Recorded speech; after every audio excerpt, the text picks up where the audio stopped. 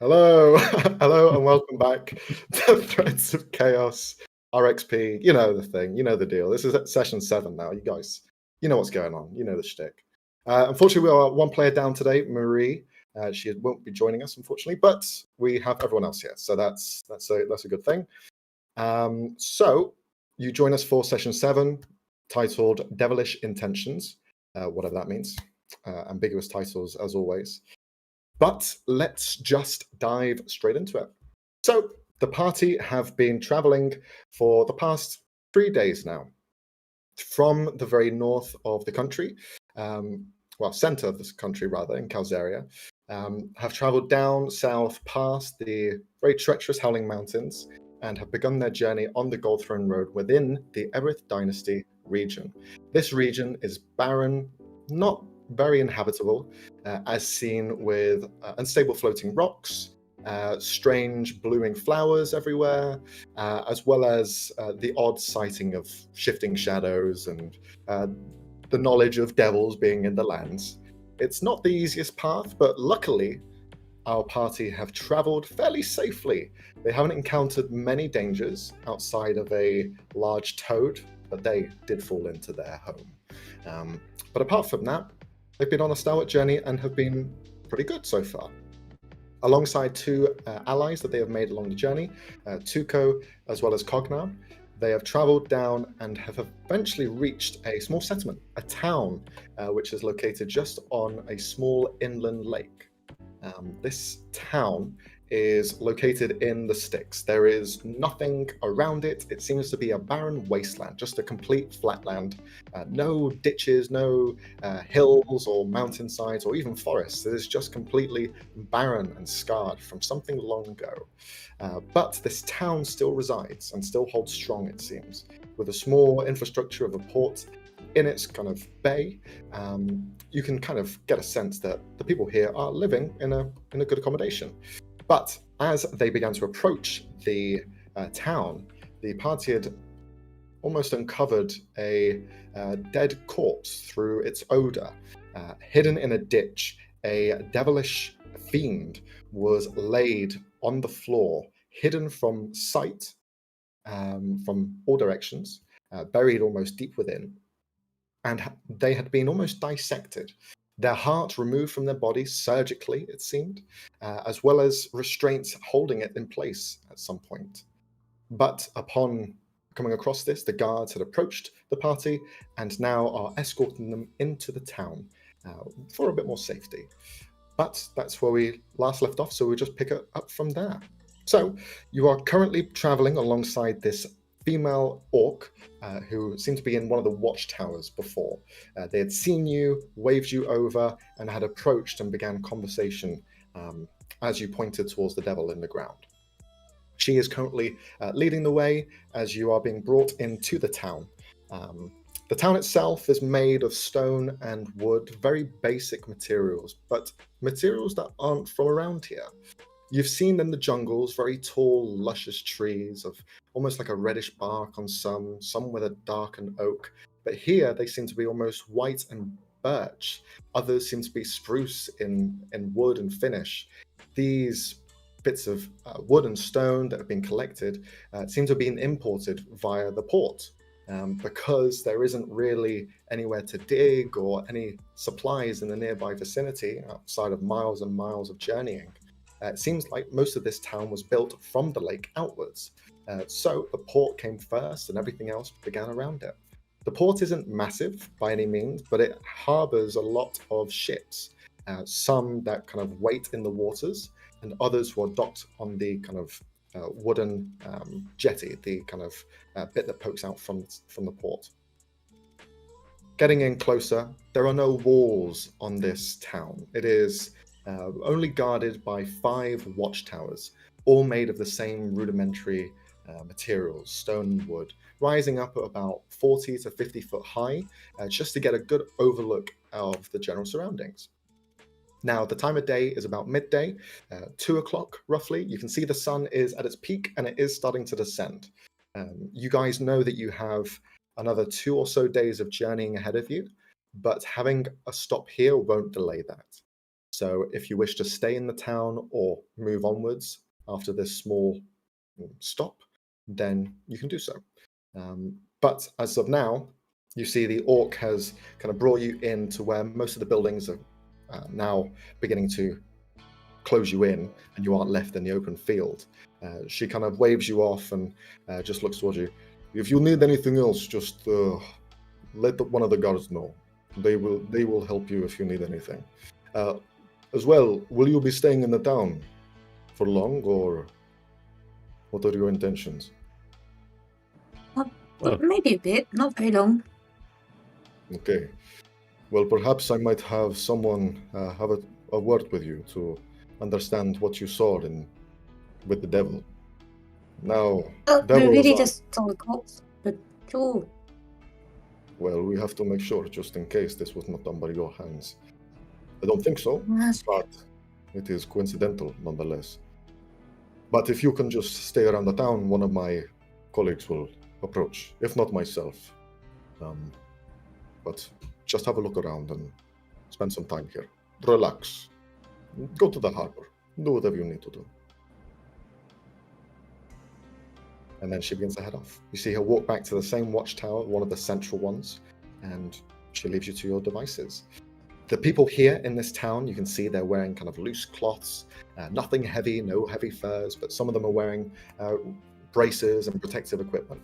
You can see they, whilst being in the Abbott dynasty, outside of what you'd expect in like Calzeria in the center, for example, where it is a bit more protected and no one really has weaponry on them. You can see a lot of the civilians here especially have weapons. You can see they have cutlasses around their kind of waist in a strap, as well as kind of armor, shields, bucklers, braces, some of them wearing helmets as well, just walking around and addressing each other. It doesn't seem to be outside of the ordinary because this place is quite dangerous, and most of the races here are from varying degrees of different areas because of the port. But if you were to put a percentage on them, the Everett dynasty is mainly hobgoblins, bugbears, and orcish descent, as well as goblins and kobolds. So they probably take up the 50-60%, and then everyone else kind of mixes in there. But the town is for you to explore. Is there anything that you'd like to do whilst you're here? Anything you want to do specifically, see, relax even?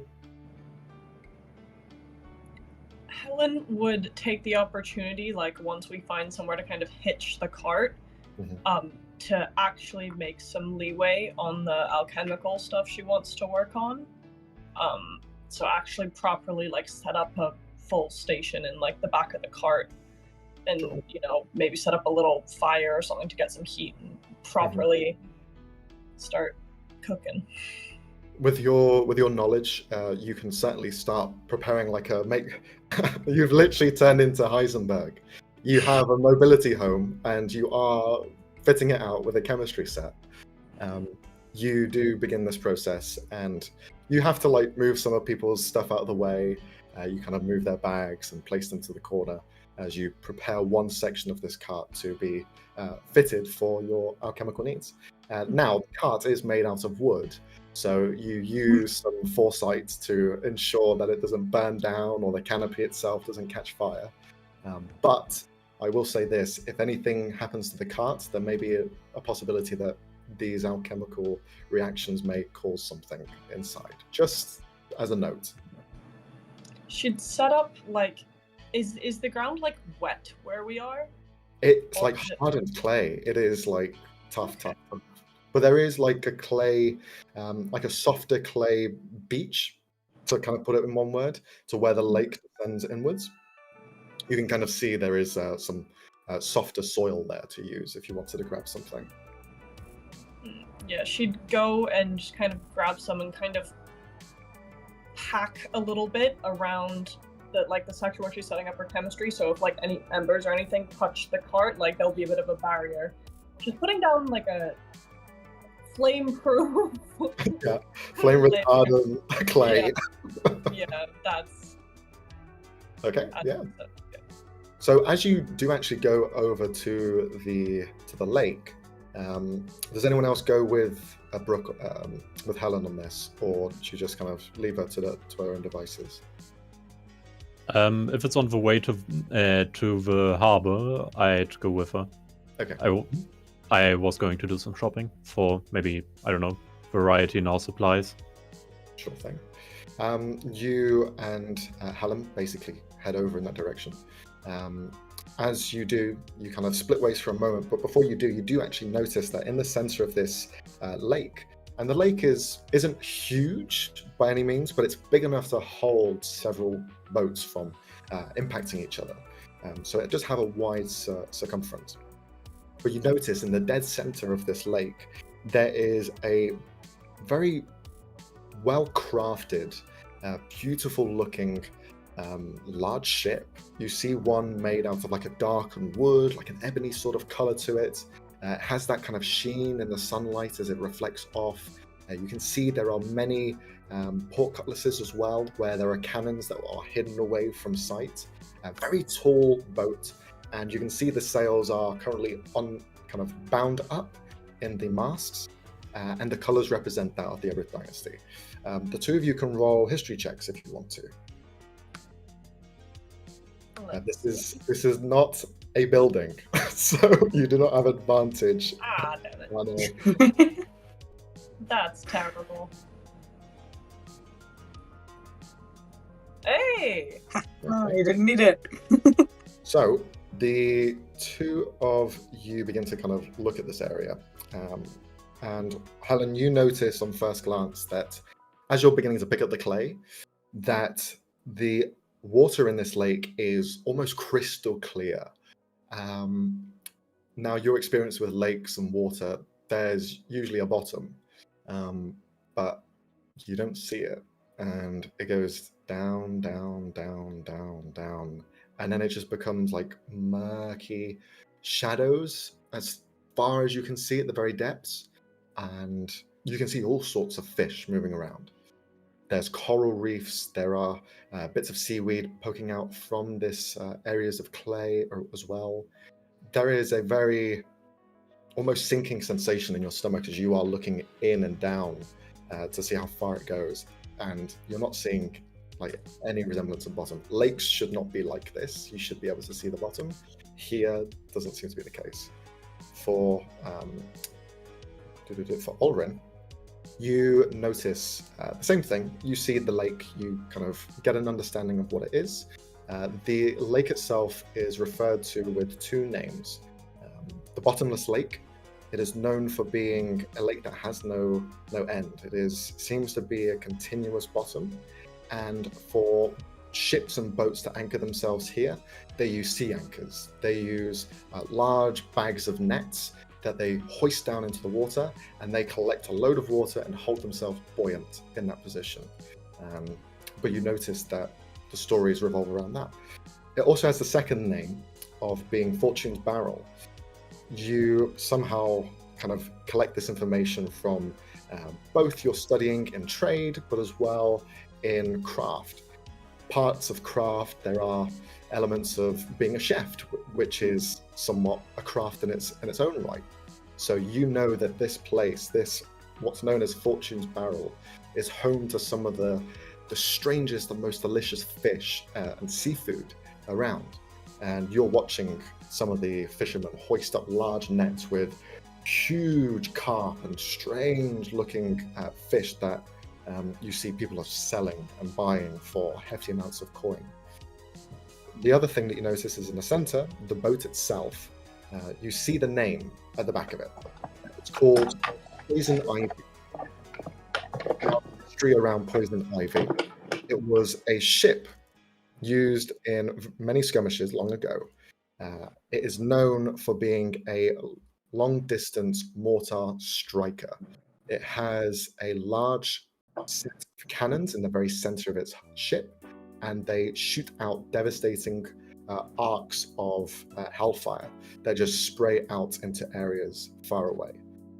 You assume the reason that this is here specifically is because it's been in retirement. It is no need for use because there are no real wars going on, only battles with pirates.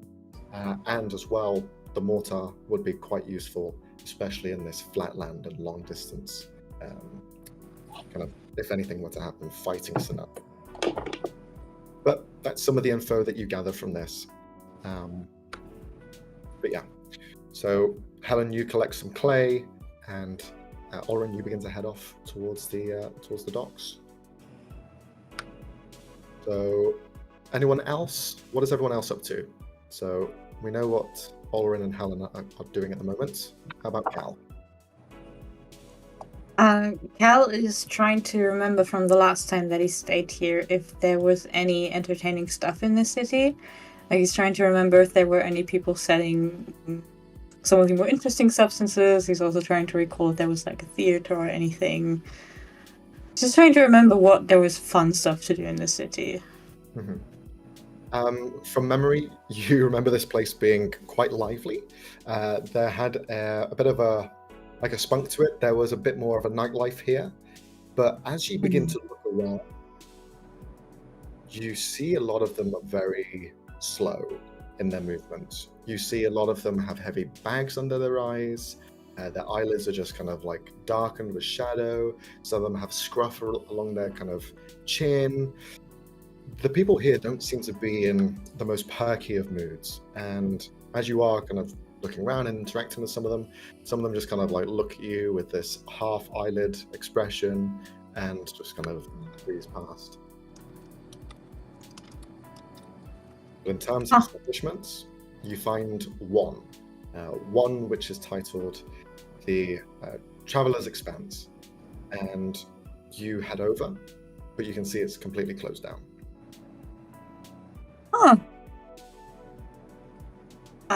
Yeah, as soon as I noticed that, I would approach someone, just a passerby, and go, what happened here? Last time I was here, this was like the place to be. You watch as a bugbear kind of looks over in your direction, hunched over slightly, their eyes heavy. Oh, you see he kind of squints for a moment and looks up. He has to like focus on the lettering. This place has been closed for a while. Not much going on in this town, unfortunately. Probably ran out of money. Right. Okay, that's sad. So, like, if I want to do something fun in this town, where do I go now? Like, I can't go drinking. See, he kind of like deflate slightly. Oof. And he just begins to kind of look out past you.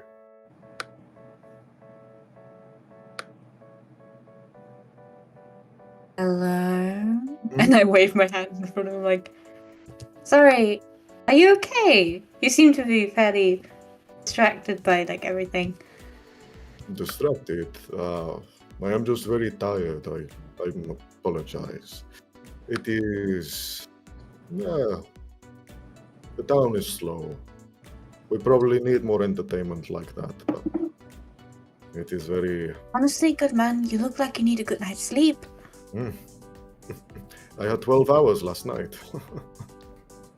Right.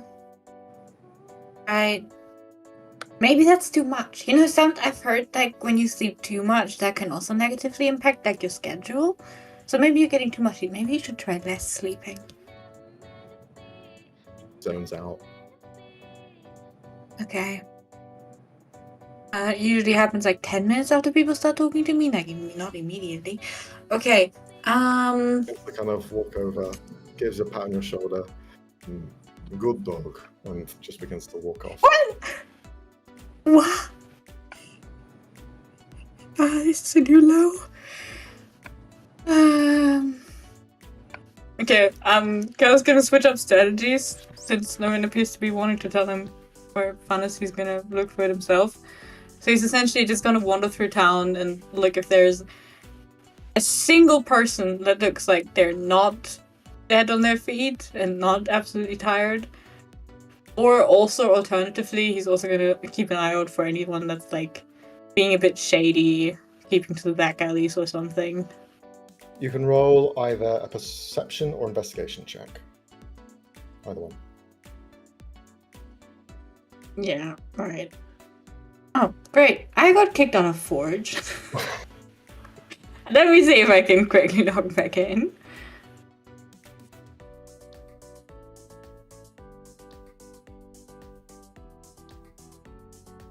This music is a bop. It's like elevator. Okay. It's good elevator music though, so it's fine. It is. Keeps you going. Okay. Keeps you awake. Yeah. 16. 16. Okay. You begin to look around, try and perceive, see anyone shifty, anything of note. But that's kind of like your activity. You begin to look around the town, see if there's anything you can find. In the meantime, Ulrin, is there anything that you're up to? Okay, I'll see what they're selling in this town, like, generally. All right. So you head into the town, you head closer into the market.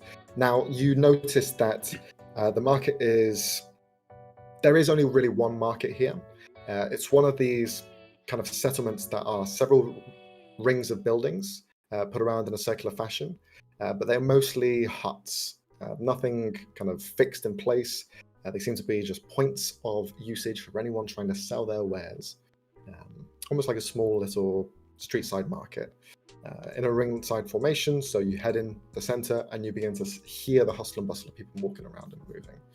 This market smells heavily of fish, seafood, salt.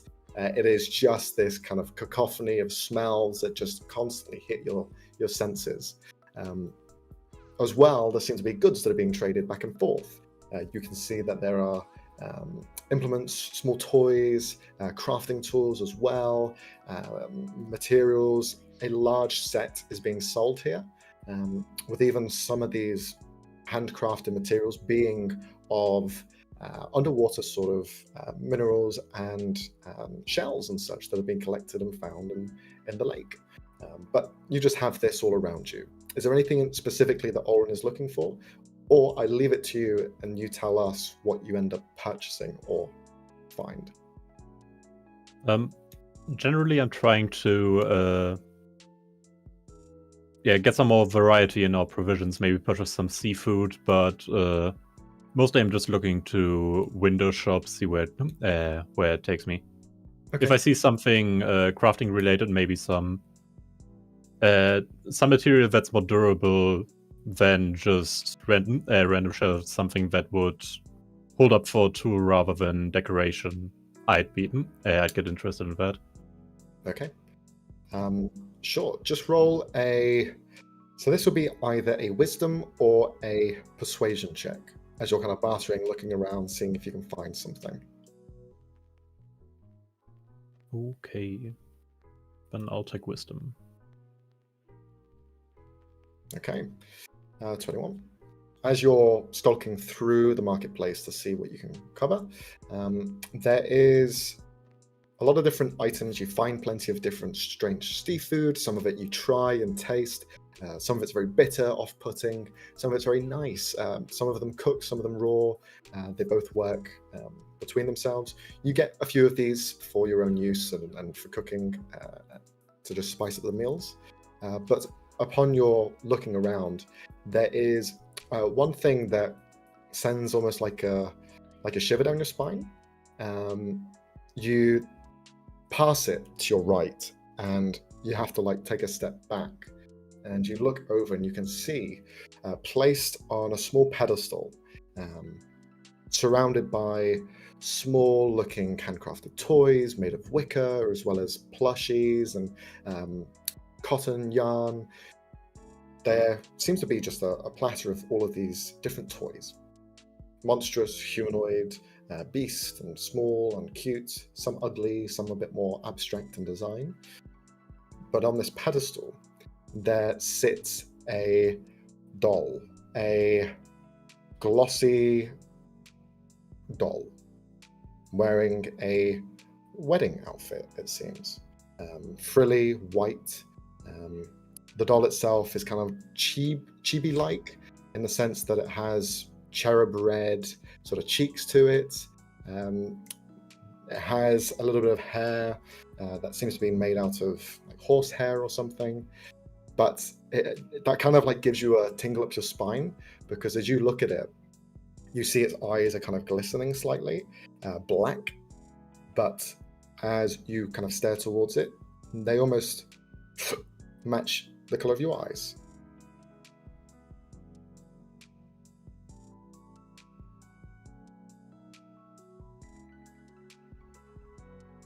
Oren approaches not purely from a wow, how does that work perspective, trying to get a feel for what material, what enchantment could be used to get this effect, thinking this is some oddity that Kel would enjoy. You head over, you begin to look and investigate. The doll seems to be of a small human girl in look and stature. No bigger than maybe 2 feet tall. You can see tiny little arms, tiny little legs. But as it kind of sits there, slumped up against this post at the back, you can see the eyes are still the same color as yours. They seem to be reflecting the same kind of, even like, because you've had a bit of an intense journey, there's maybe a bit of like bloodshotness to your eyes, a bit of cracks here and there, just from like wear and tear, especially after the temple situation, just stress. You can see that's almost mirrored as well in the eyes. But it just sits there, plain as day. But as you begin to approach and investigate further, you can see behind the actual stall, you hear slight shifting movement as poking their head up above the rest of the dolls, you see a goblin. Greenish skin, pointed ears, quite long and large, slightly floppy, it seems. They don't seem to have the strength anymore. He seems to be a bit of an older gentleman as well. As you approach, he looks towards you. Sharp teeth, but he's missing quite a few. His nose is a bit plump and seems to have been punched a few times. But you see he kind of looks towards you and smiles. Hello! Good day. Are you the one who's making these dolls? Oh no, I'm a collector. I love collecting dolls. Oh, and now you sell them. Oh yes. Well, it's a hard job. And as well, you have to share the love. I can't be keeping them for the rest of my life. I don't have long left anyway. My apologies then. I'll get to the point. What about this one? And I pointed the doll with the creepy eyes. It seems somehow enchanted. Really? You see he kind of like hops around and looks towards the doll. Looks at you, looks at the doll. Oh yeah, it seems to be enchanted as well. Yeah, I see that. I've never seen it do that before, though, I'll be honest. Oh, who sold you this one? Oh no, I found this one in a skip. God.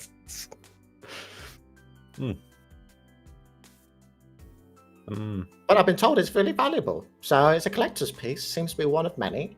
The label on the backs is unlegible. There doesn't seem to be a name associated to it. Well, you can try and find a name. Maybe it has. I don't know. But it seems to be quite a solid piece.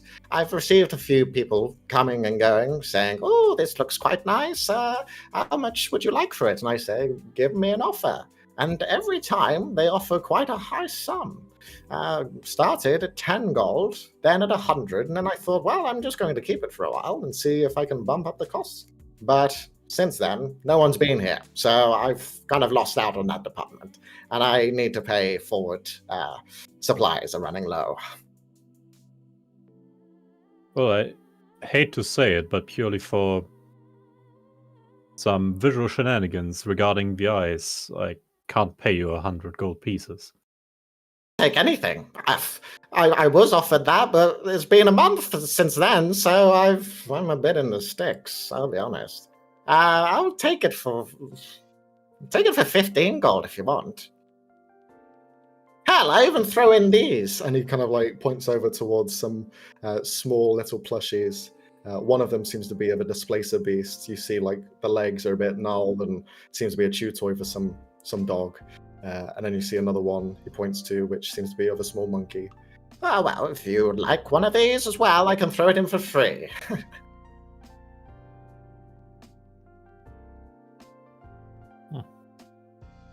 Well, make that 12 and you have a deal. 12? Deal! And he shakes your hand. You get the sense he shakes it quite vigorously. Oh, you very much. I was in need of the money. You see he kind of walks over to the doll. He begins to kind of like slowly pick it off the mantle, holds it slowly, hands it to you. Would you like it in a bag?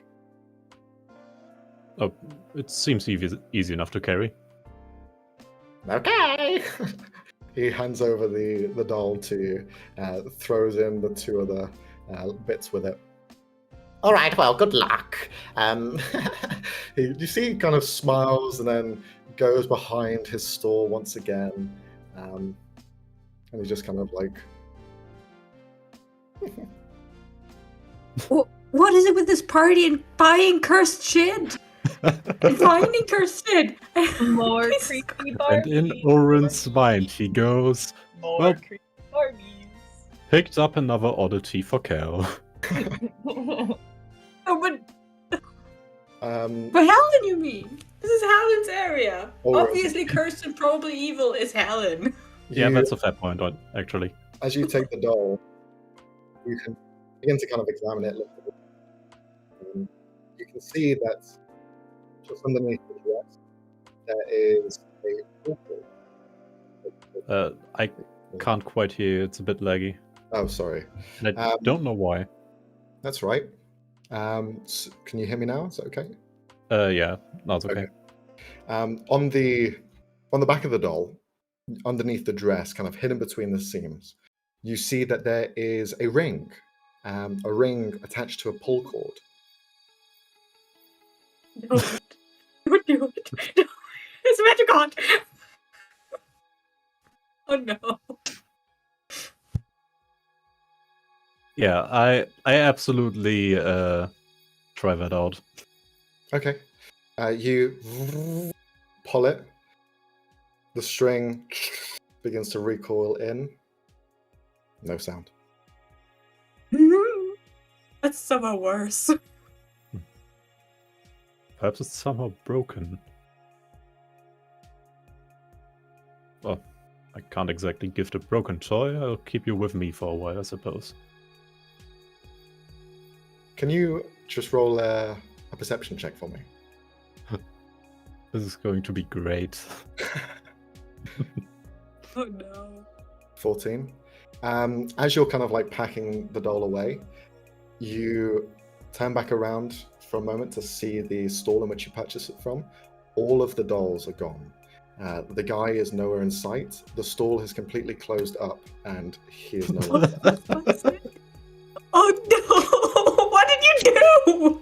You just freed this guy from his cursed existence by buying this doll off of him. He's now free. And you are in trouble. Yes, What's going on?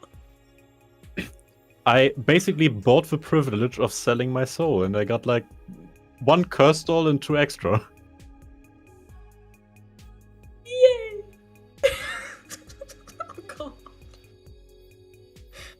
Throughout the market, another thing you come across is next to one of the fish stalls. You can see there is a lot of interest being driven by one individual, a lanky looking furbolg who seems to be quite long arms, long neck, kind of looking around and just smiling, has that kind of like cow sort of features to them, dopey ears, as well as a big kind of big nose to them. You see as they kind of look around, they see you kind of looking for things to purchase, and seeing that you're wearing armor and kind of have your weaponry around you. You see he points over, hey, you, can I interest you in something? Come here, friend, come here. Oh, I suppose I'm already buying oddities, so... What do you have for sale? I just left a rather elusive doll merchant, I suppose. I don't know what you're talking about, friend. Doll merchant? I've never seen one here. Anyway, can I offer you something of true value? Now, here, I don't know if you're aware, you seem to be from outside of the Everett Dynasty. The bottomless lake, it has strange creatures delve within. Many different monstrosities, aberrations, and everything in between. But one thing a myth, a legend, an actuality lives at the bottom of this lake, the endless, bottomless lake. It is called the Kimor, and this Kimor can be heard at night. You place your head in the water and you can hear the wailing, this high-pitched scream. I wouldn't suggest it because you'd go deaf, but one thing that seems to emerge from the bottom of this lake, which nothing tends to do, are beautiful pearlescent scales. And I have 15 of them. Now, these scales can be used to great effect. They are strong, protective, but as well can be shaped and shifted into weapons of mass destruction. Now, don't go telling the guards that, but you keep that between you and me. So, he pulls out one of these scales. It seems quite large, it's about the size of your chest. And it seems to be that kind of pearlescent color, slight oil slick to the scale itself. It dazzles and glimmers in the lanterns beside him. He pulls it out and puts it on the table with a heavy thud. You see he kind of pulls out this heavy mallet. 1 second, please. And he begins to hammer on top of it. You see the table begin to just shake and shimmer for every hit that he makes against it. You see he just begins to sweat. Ugh, come on. Ugh, fucking. It just keeps hitting and hitting and hitting. Then the actual mallet that he holds breaks. You see it just shatter into pieces.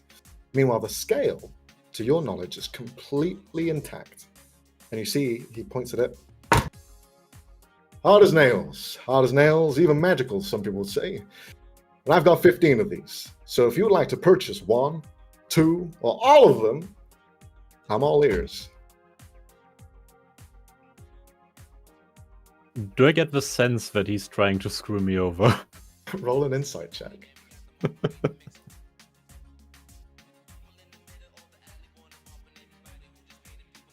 14. He seems to have that kind of that charm about him that makes you a bit uneasy. He's being a bit too approachable. He's being too nice.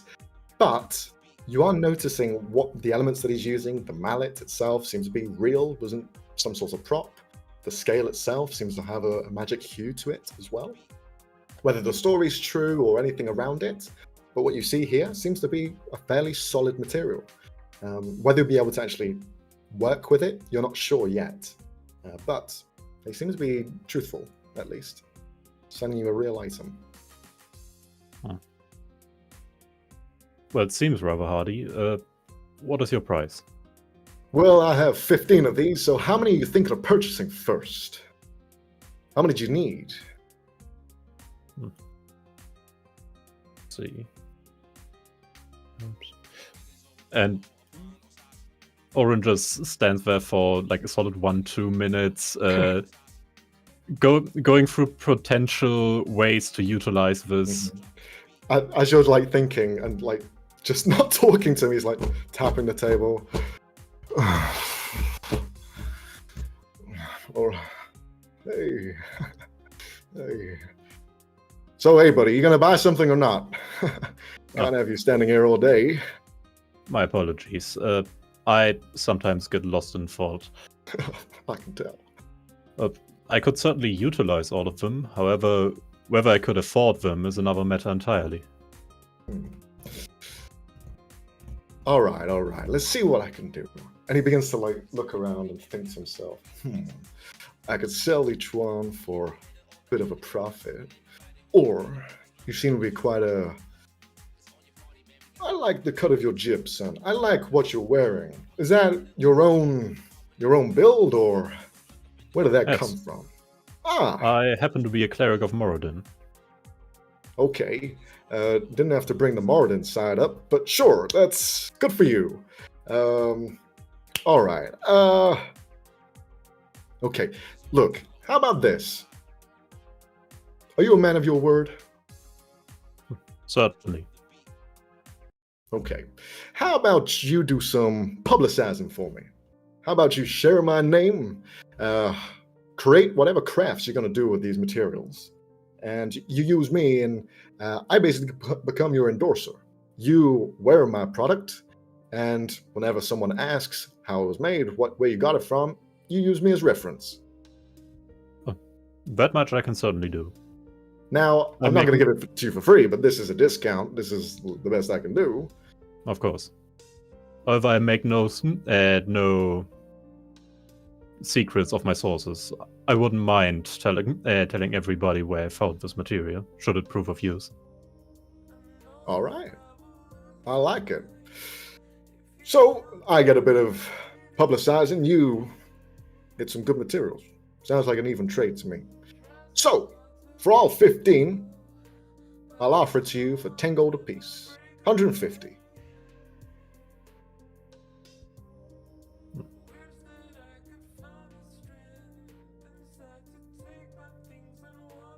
Say 110, and I ripen in total. And I repair for one your hammer and whatever else you may have broken in previous attempts at showcasing this product. You see, he begins to think. Roll a persuasion check. Okay.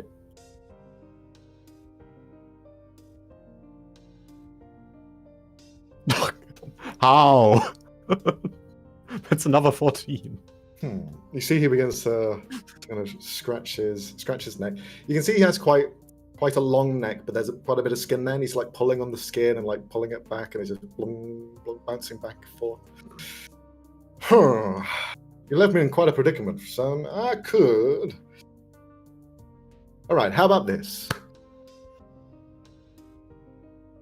How will I be able to reach you? I've got a few ideas here. How can I reach you physically? You going to be in the area at all? You going to be heading off at some point? I'm currently heading to Bellavia. However, how long I'll stay there is another matter entirely. Okay. How about whatever you make with this, you have to leave my emblem inscribed on it. That seems fair. Somewhat of like brand recognition. With that in mind, 130 gold pieces. I'll reduce it by 20.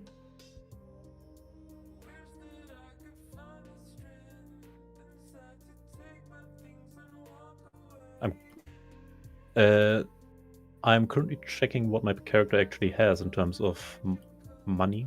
Yeah, sure. Let's see.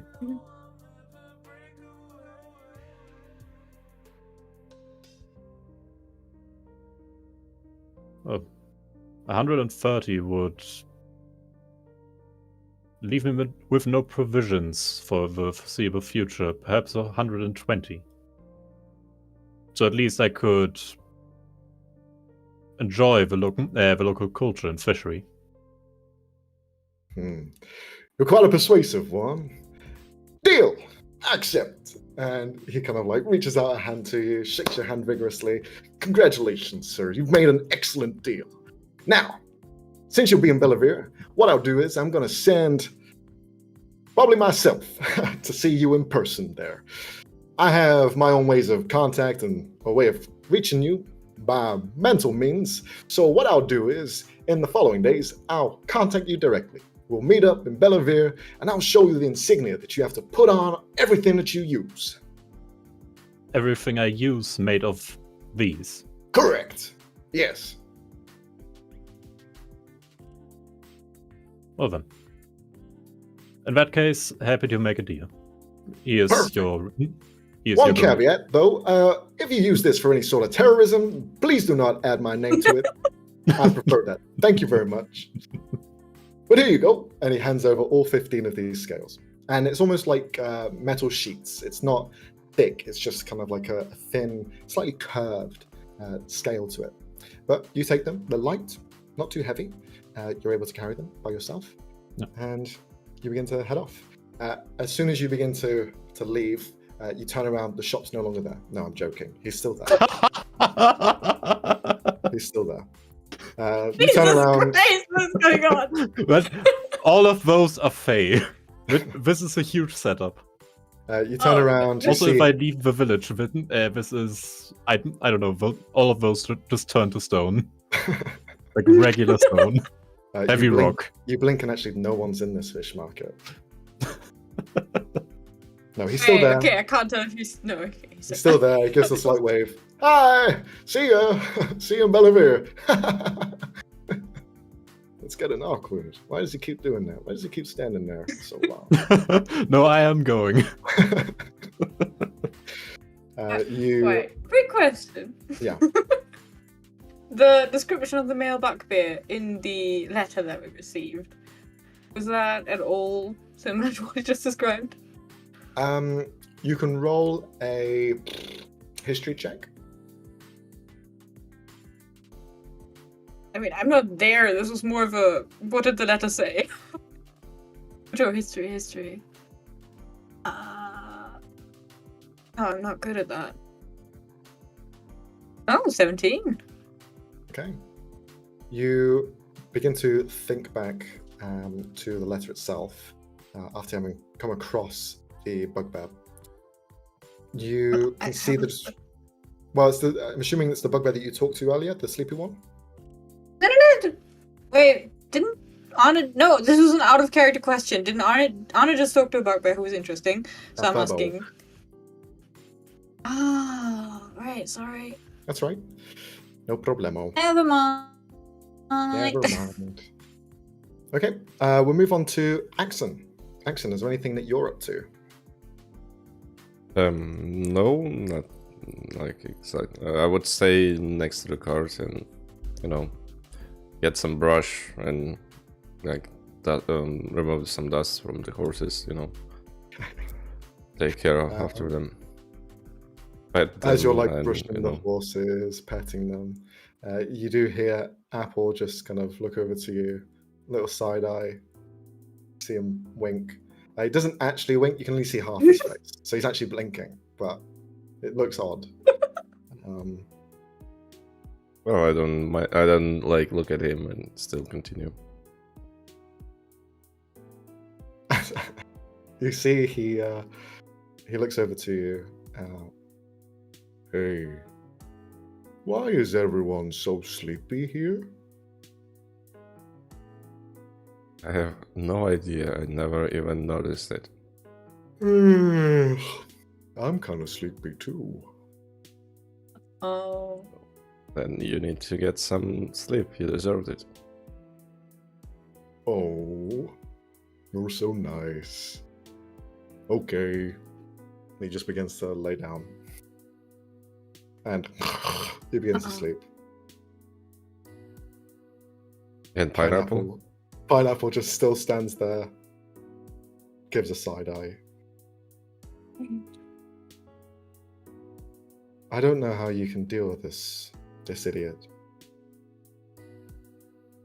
Well, I don't think he's an idiot. He's just, how to say it? He's a gifted one. Let's say that way. True. And you know what they say? Don't look a gift horse in the mouth. Bad teeth. Well, I never looked at you at yours. Pretty bad. I wasn't taken care of. We need to find some dentists then to Really? fix them for you. Can I get? I think one of them is slightly rotten. Could I get it replaced with one of these gold teeth? Do you have any insurance? I'm a horse. And I don't think I have insurance. well, we need to, look it up Can in I your claim documents. Can I claim this on your insurance? Unfortunately not. You are not my relative, so sorry, What Paul, about- it would not work. I'm pretty sure some people class me as a vehicle. Do you have vehicle insurance? Well, I have a license, but as I in other place, I don't necessarily need an insurance, and I never actually asked the previous owner. So Okay. Well, I don't kind of know the local laws regarding the insurances, if you need to have one or not where's when my you're driving cut the in vehicle. all of this? Where's my money? What money? Guys collecting gold, platinum. Where's my share? So you know what gold is? And, Yeah. Yeah. Well, your can share I like gave it. it to you yesterday. It was like delicious food. Do you want more? Nay. I do not want more. I see. would like money. What would you do with them? Buy more food. How? Only I can speak to you. So how would you buy more food? And where would you keep those money? This seems like a very unhealthy relationship that we have building here.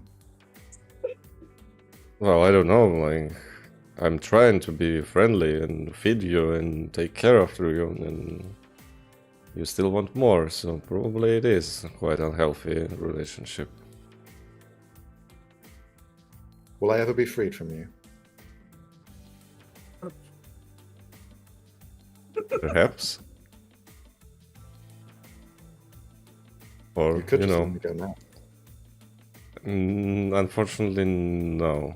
We still need you. And you know, as they say, you will always be free in death. Though I would not be so sure in my case. I can still tie your soul to me. Thanks. That makes me feel Jesus Christ! so much better. So you're the insurance man. Okay. Makes sense. I'm a man who make deals, you know. Okay. You see, he just nods. I understand where we are in our relationship now. Thank you. Yeah, you're welcome. It was quite nice to explore our little relationship. So, do you want some pets? Yes, please. Alright. And I, go and pet him. You give him pets. Just, You scrub his say hair. good boy. Yeah. Okay, no need to demean me.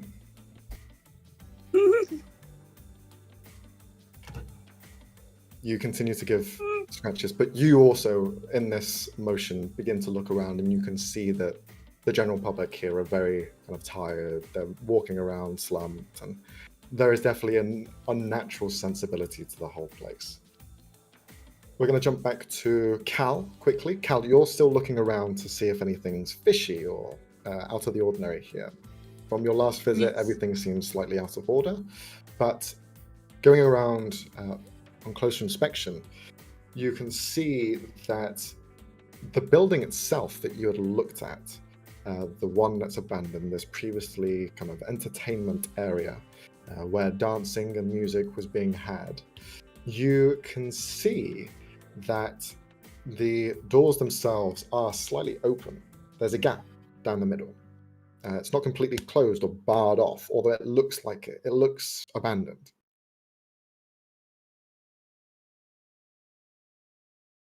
Okay, yeah, no, I'm definitely gonna see if I can squeeze myself in. Okay, you easily done. You push your way in. The door creaks against the ground. There's no lights on the interior. It seems to be kind of like a dusty space. There is one large circular table, or rather a platform that's raised out of the ground. And you can see that there are chairs and tables, long left abandoned, some even kind of turned over onto the side. Roll a survival check for me as you're taking in this space.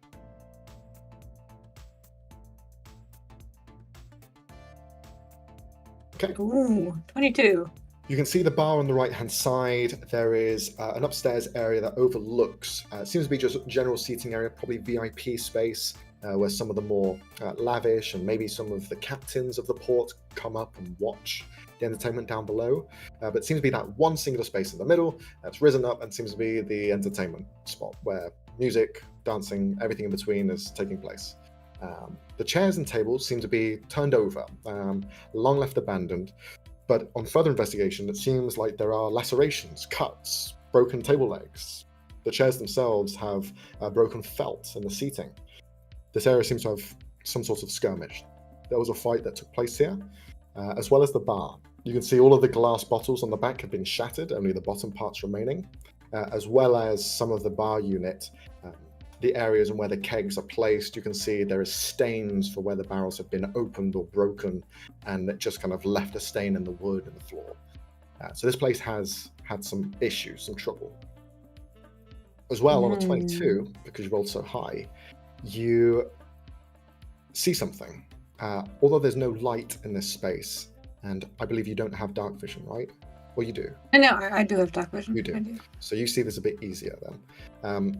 You can see just behind one of these broken glasses against the back of the bar unit, there is broken glass, but something that seems to be purposefully cut in to the wooden backing. You need to go over and take a closer look, but you just see like a heavy cut as if something was purposely made. Yeah, Cal's just gonna enter and look around suspiciously and just go, not too loudly, but he's gonna like, hello? You turn around. Is anyone here? You speak. There's no voices. No one seems to be present. Yeah. Then I'm gonna go towards the standout spot. I'm gonna see if I can see anything. Why was it done intentionally? What is going on? Okay. Cal's just very interested. You begin to approach, and now you begin to realize why it stood out to you so much. Your dark vision seems to almost create this space of null. Like, you can see in different shades of color. You can't see the complete coloration. It's like black and white. Seems to be an off hue. But that area specifically seems to be completely devoid of any shape or etching or kind of what the base is. It just seems to be like a negative space. And as you approach it, you can see that as you move the glass bottles out of the way, this thing that's been carved in seems to be almost like a jagged looking swirling spiral that goes around the center and then finishes in the point.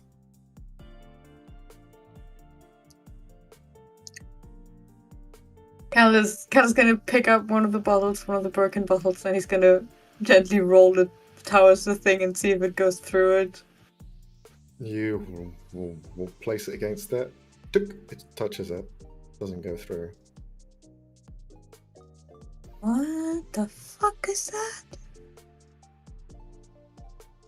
I don't know, so I'm not gonna touch it because I've learned my lesson, I guess. And then he's going to squeeze his way back out, and he's gonna go search for Oren. Okay. You leave, and you head towards where you had last seen Oren. We're going to double back to Helen quickly. Helen, you've completed the setup in the back of the cart.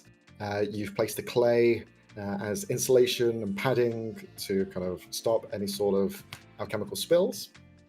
Everything is all set up. And as you are kind of preparing everything, you can feel someone watching you. Helen would kind of try to peek over her shoulder without like fully turning around.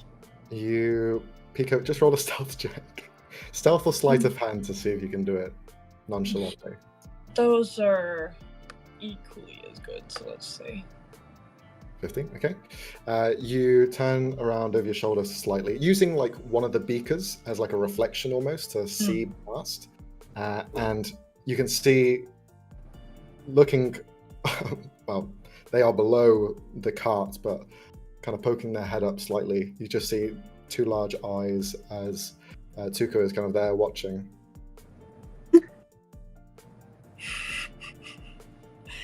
Yeah, Helen's just gonna continue. She'll like pull out one of the vials and start working on trying to figure out how to neutralize it. Mm-hmm.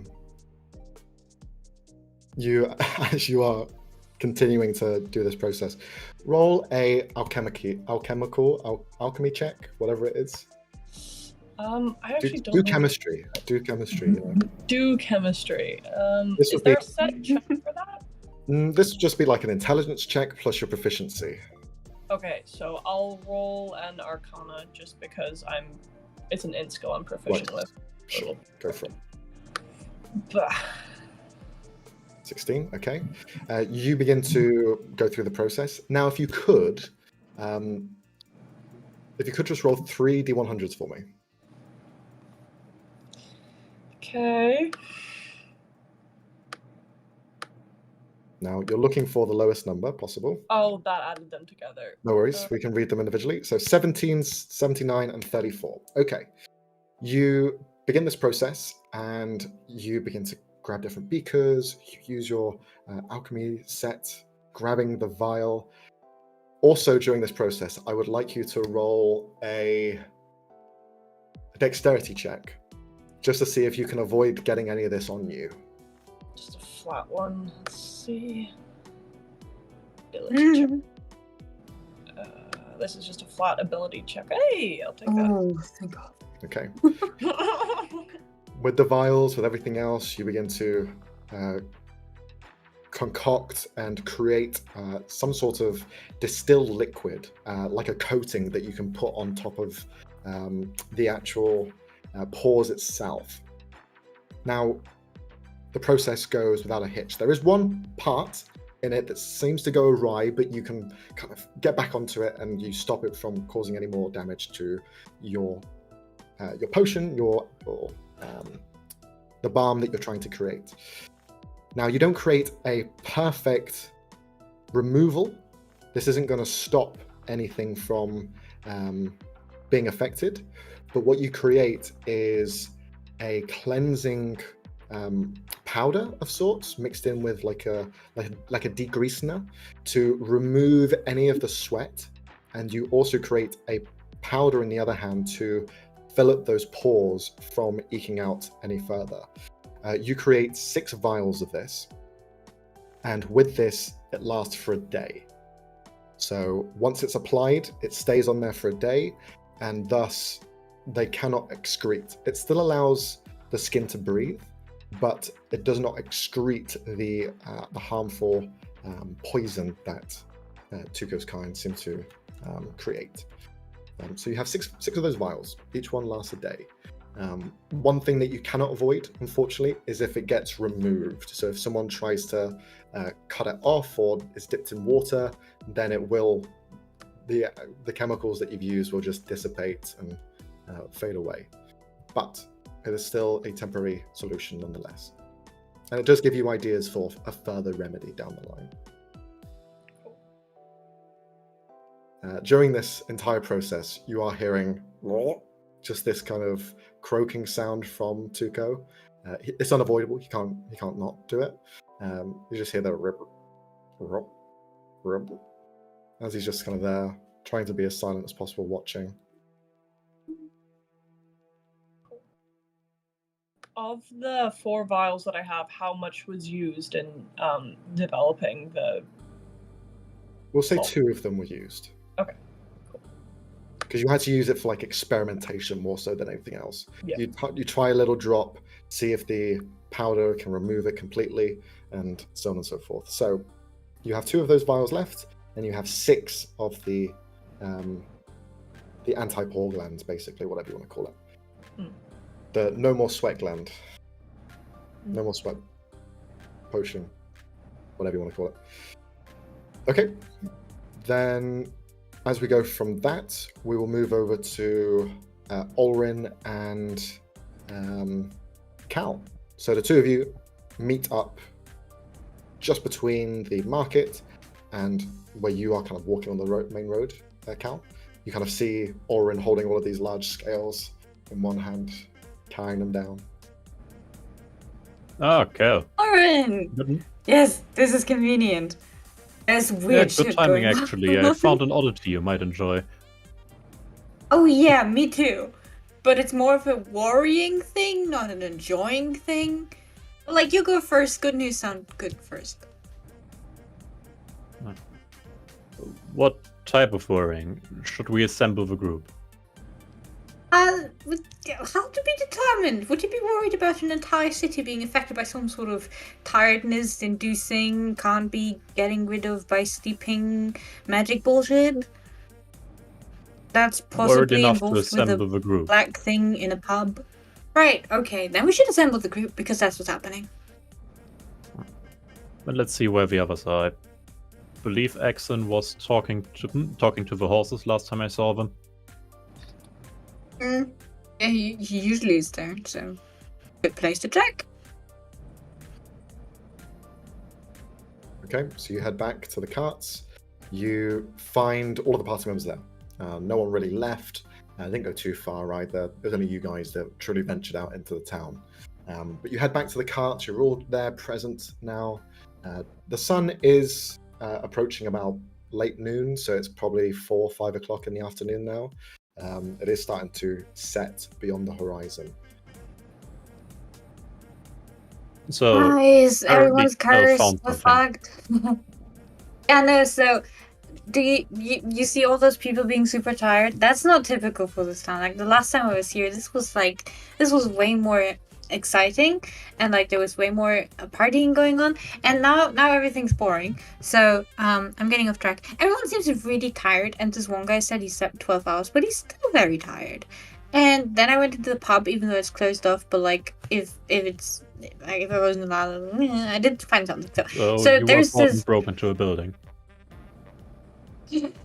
No, that sounds horrible if you say it like that. There was an opening, and I felt it was my duty as an adventurer to investigate.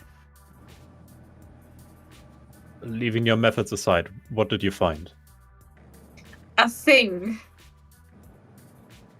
It's maybe a bit more specific. I've seen a lot of things. Okay, it's very dark and like it doesn't look normal. I have no idea what it is. I didn't want to touch it because, you know, if I touched it, that might have, I might have been in the same state. And I'm not one to be tired. That sounds exhausting. So I didn't touch it. But like, we could just go take a look at it. I think that's easier than explaining it. Well, are we all with this? It seems like they found something magical, perhaps. Yeah, they might also all be very tired. They might have done too much partying and now they're all exhausted.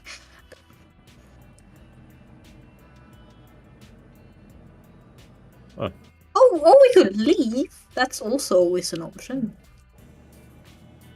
Let's check it out first and then make a decision. Okay, so who's going to this pub? Helen would Alright. kind of, at the end of it, kind of just stick her head out the, I guess, back of the cart, front of the cart, just kind of holding up her potions. Is this like after she would have finished, or while she would have still This been happening. So this, you finished your potions. You're involved in the chat, so you're hearing all of this. Okay. She would have just kind of stuck her head out the cart and go, "Oh, that seems curious. I'll join. Let me just pack up all this stuff." And you just hear like glass clinking together sounds as she just like packs up all her stuff.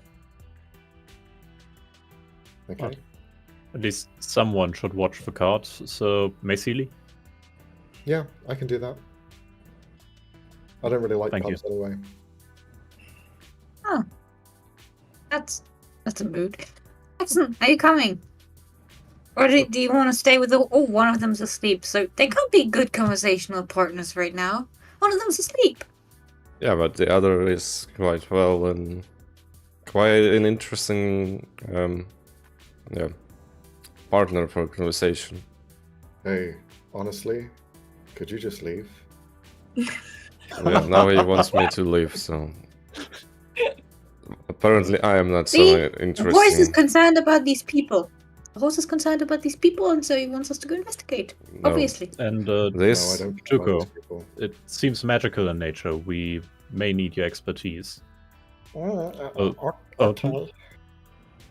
Only if you would. Yeah, sure. I don't have anything better to do. Perhaps at least we'll Hey, see you something don't win a interesting. town full of people. I don't get your rules. Rules. Okay. I don't get your rules. How do you decide what? Anyway, what? Okay, pub to the pub. Okay, you head to the pub. So, You find it in the same state that Cal did. You enter the main doors, and you can see that the entire place has been ransacked, it seems. Although what you're noticing is all of the tables and chairs are broken, but they haven't been stolen. Everything here has a layer of dust over it, as though it's been abandoned for at least a few weeks. The entire place has been cut, destroyed. I would like each one of you to roll an investigation check as you enter, or perception. Cal, you've already done yours, so...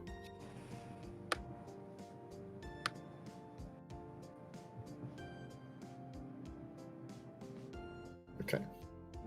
So, you begin to look around, and you all notice that there is heavy cuts in the beams. People have climbed up to the ceiling.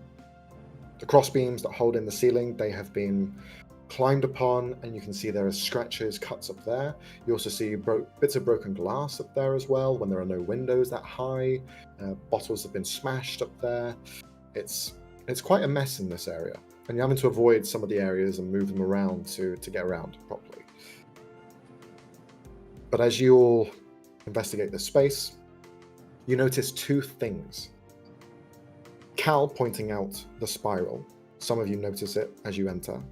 But as well, you can see another spiral on the top half of this kind of balustrade that looks down onto the party. There's another one by some seating area, a booth up there. Another one of these spirals. Now, who doesn't have dark vision? I don't have. Excellent. You notice the details behind it. When they are talking about there being some sort of null, where it does not have shape or it seems to lack color and depth, you don't notice that. It is plain as day to you. It is normal. It's just a carving.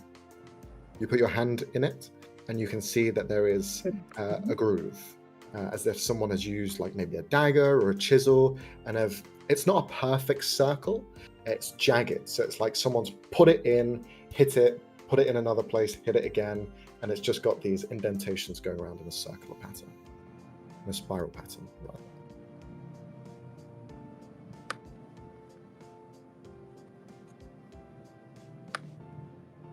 That yeah. has to be weird, right?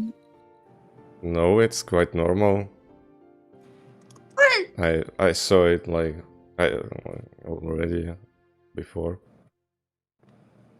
Wait, when the fuck did you see this? And what does it mean then, if you've already seen it? Well, I don't know what does it mean, but it clearly is done with some tools, or maybe like it's chiseled, so it's quite normal. I also don't have dark vision. I just wanted to check. Can Just I like do the same thing.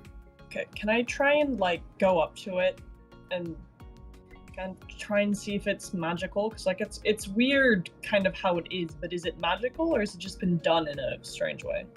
For you, Helen, I'd ask an Arcana check, but with advantage. Oh. Okay, 22. You investigate one of these in particular. Is there one that you're looking for more specifically? Is it the one at the top or one behind the bar? Should probably look at the one at the top just because it's weirder. Okay. You head up. Comparing the two, there is no difference in whether one is newer or older. You can't really tell. But upon going up to the second one at the top, you investigate it, and you feel this presence. Not like someone is here, but rather something, an abstract element that is sentiment itself. You can sense a combination of chemicals in the air that feel as though they bring hunger.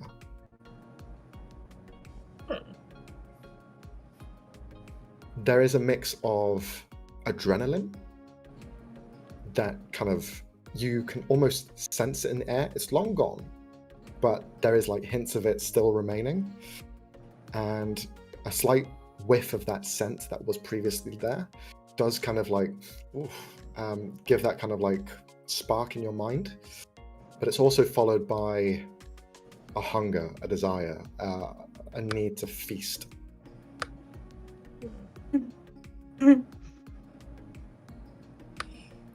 Can I know it's like a bit of a niche use case, but can I kind of heighten, just kind of let the reins go a little bit on that, just to see if I can feel anything more? Sure, you can try and empower it. For this, I will ask you to... What do you use for your blood hunter related stuff? It's intelligence, right? Yeah. So this would be a Arcana check once again. Okay.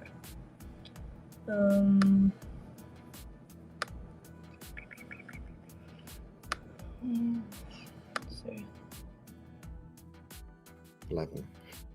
You try and grab whatever elements were left in this scripture, in this indentation, but there is something odd about it. Sentiments tend to derive from either the Fae or the material. There are some that border on others, but they seem to be mainly from there because the material is a place where anything is possible. The Fae is fantastical and a heightened version of that. Now there are the 9 hells that have their own kind of sinister emotions that they feed upon, but as a general rule of thumb, those are the two that are more powerful in sentiment. Now, this does not seem to come from those two areas, and thus your intent, or at least your abilities as of now, can't really grasp into those. But you can feel there are threads there because sentiment has a connection through all means. So this seems like you could grasp onto it, but not right now. You lack the power. You're too low level. Wow. Don't ask me if you level up.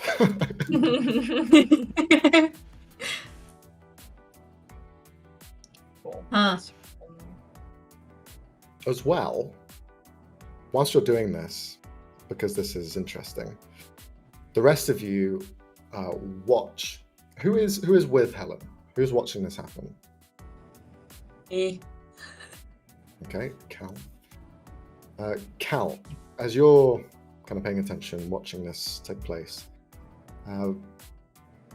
Helen doesn't seem to react to this, but you notice Helen's movement. There is this almost like a mesmer, like a haze of like a heat wave that emanates from her as she seems to be reaching out towards this spiral. One thing she doesn't notice that she's doing is she's shuddering. You see she's kind of like slightly convulsing. Her arm is slightly shaking at this motion. Her head is still in focus, but the rest of her body is kind of like trembling. And then you see her stop, and she just acts as normal. Okay. That was weird. What did you just do? It went all woo for a second there. Helen would just kind of cock her head to the side and kind of lean down and probably hop down from like the upper area. Just go, yeah, there's definitely some funny magic attached to that. It's similar to some stuff I've seen before, but not quite. It's very odd. Definitely someone did this very on purpose. Probably what. Alright, that was a clever way to avoid the question. I'm gonna accept that. And just gesture all the like broken signs of fighting. Seems like this was at least somewhat on purpose, because these probably made people a bit extra angry. Right, would they also make people tired? Or like steal their energy or some shit? Did she kind of get that vibe? I mean, she got the like This adrenaline. was the complete opposite. Yeah. So she's like, no, this just, you know, the very much the other way, you know, giving people a real fighting spirit. Oh, it's weird. Maybe we could ask the guards. They didn't seem tired.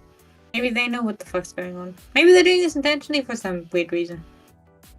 Can I, like, is it all happening, like, start to cast in this ritual detect magic, just in Yeah, case? sure. We can say it goes off now. That's fine. So detect magic is now active. And where you had previously seen those nulls of energy, like there are no lights in that area for other people, you didn't see that. Now you do. With the detect magic, you now see that null of energy. And you are...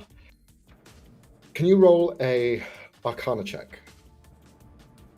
Or this would be... Oh, no. Do you use intelligence for your spell casting? Or is No, it wisdom. Wisdom. Okay, wisdom. So just roll a wisdom check for me. 17. Okay. As you look through your magic, there is a very faint aura that this emanates. Now, where Helen has voiced a abstract emotion from it, you see something more magical. This space has an element of enchantment to it, but as well seems to be a mix of conjuration and alteration. Now, piecing those things together, you assume that the conjuration is to bring something here or to perhaps take something from this space. It could be flooding of these emotions or not. The enchantment could be the flooding of emotion. The alteration is a strange one. The alteration you assume to be a siphon of sorts. Mm-hmm. Okay. So something just gathers the emotions, transforms them, and sends them somewhere? Perhaps. So, okay, interesting. Do I see any other symbols or those glows on the two of them, or? No, that's it. It's just those two. They emit the same energy as you're investigating both. They are both made with the same intent. But there are only two, it seems, here. And from what you're guessing here as well, there is nothing relating in the enchantment side of things to creating someone docile. As Helen had suggested and pointed out, seems to be a spark of something to aggravate at least.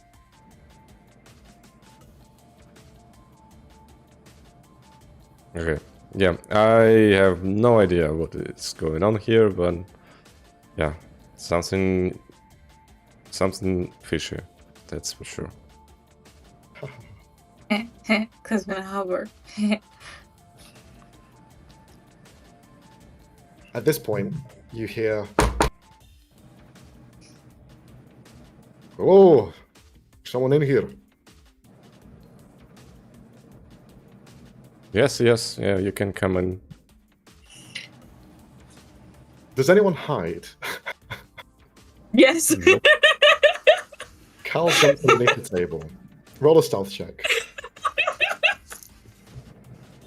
Oh, he has enough experience with getting kicked out of places. He doesn't want that again. Stealth. Helen's Oh just boy. gonna be stood behind the bar, like kind of drawing, or like drawing a copy in her sketchbook of the symbol, like as best Okay. she can. Sure. Easily done. It's just a spiral. Yeah. Nothing too difficult. 21. Cal, you're hidden. Everyone else Yeah. turns to see this guard-looking figure, similar to the orcish woman that was there previously, who escorted you in. You see this time a half-orc male, probably about mid-40s or so in age. Just a couple of scars across their face. You see they kind of walk in. Hello. Do you know this place is long abandoned? Oh. Yeah, we're trying to figure out why. We are. These are very strange. Yes, it is a very strange place. I would suggest not being inside any longer, because there is broken glass, broken bits of wood, and the place has been abandoned for the last month, so you're probably best staying out of here. What happened, actually? It looks like there was a fight, but it must have been a pretty big one if they abandoned the place. Nah, alcohol make people go crazy. What can I say? They end up fighting. One person got killed, but these things happen. Accidents. Lots of these accidents happen around town. Everyone seems real on edge. I would say the opposite. Everyone seems very docile, including myself. No, these things don't happen all the time. These things are a rarity here. But I blame the ports. They bring people and they cause fights. It is inevitable. You get the young buck trying to make a name for themselves in a new place, and this happens. But please, before I have to do any arresting, because this is someone's property and no one should be on these premises. Helen would just walk out. But I don't mind leaving, just a simple question. I've noticed an unnatural tiredness among many here. Is that usual? I guess it is just that time of year. Well, since when? Well, someone must have noticed. Everyone has been quite run down. Spring has been hard. A lot of sleepless nights. These lands are not the most easy to sleep in. Especially the lake. It screams and some of us hear it. It is not the easiest place to be. And I am no travel guide. Well, it's just people are naturally tired. We saw Devil Corpse out of barely a bit out of the city, and now we find this strange magical symbol here. Magical symbol? Over there. Ah, he begins to look over. I don't see anything. There, etched into the wood. He places a hand against it. Okay. You think this is magic or? Well, it certainly looks the part. Devil? Could you tell us whom belongs this place? You said it is abandoned, but you said it belongs to someone. That night when the fight broke out, the owner of this establishment was caught in the crossfire. He is the one that passed away. Ah, fun story. He get into fights with anyone around here often? Fun story, eh? You are a peculiar one. Murder definitely needs a lighter mood. Yes, fights don't happen at all. We try our best to stop them before they break out. Anyone's bad side? Anything like that? Seemed like a nice place. Sure some got kicked out, got salty? Well, they were on a ship. We sent them packing, and they are no longer to return. The ship has been barred from entering these ports. Wait, so you don't know who or where the murderer is right now, right? You just let him go? Well, they escaped to the ship, and once they are on open waters, we do not have means of catching them too quickly. International waters, ever since the accords with the rest of the Khazarian nations, it has been open territory, and we cannot act. Only if there is war or pirates. These people, you could say, was an altercation, but some people would just say an accident. And do you remember anything in particular, like which, I don't know, any special signs, symbols on that killer, or it was just the usual drunkard? All I know is the ship was called the Silver Hand. Nothing more.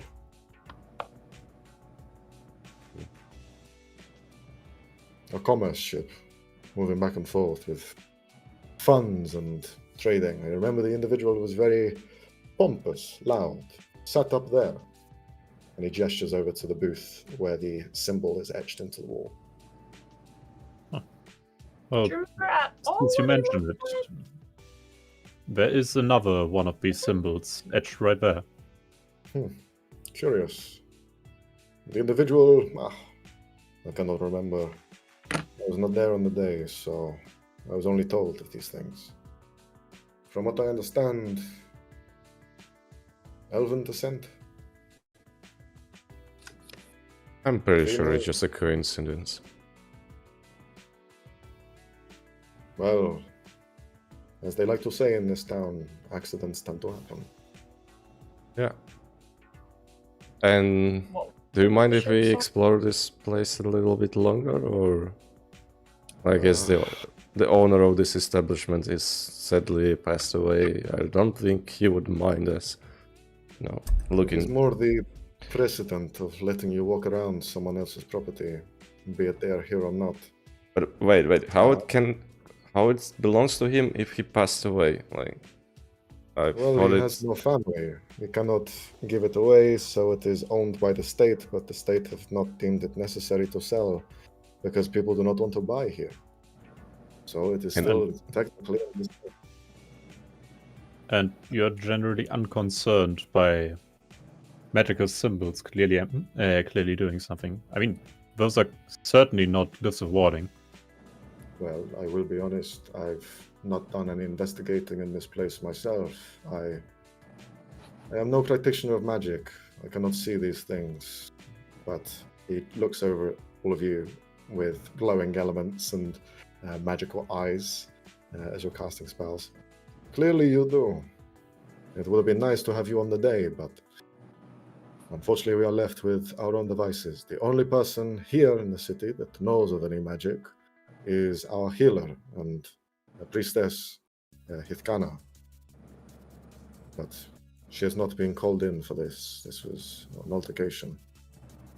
You said she is a princess of what god or goddess? Priestess of Zahorn.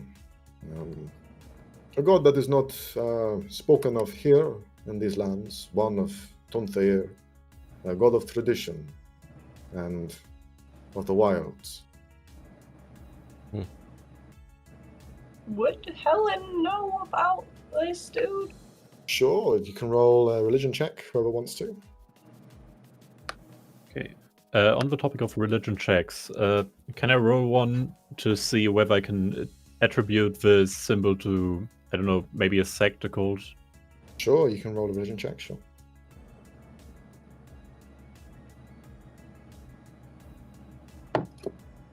Okay. Back to the nat ones, mate. Yep. Nothing goes into your mind. It's a symbol. It's very crude. It's very unoriginal. It's not like it's going to stand out too much.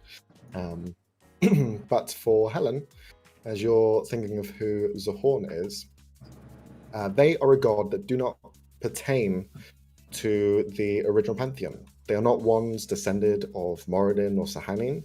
That whole family bloodline, the tree, they are not part of that. Zahorn is a god outside of that.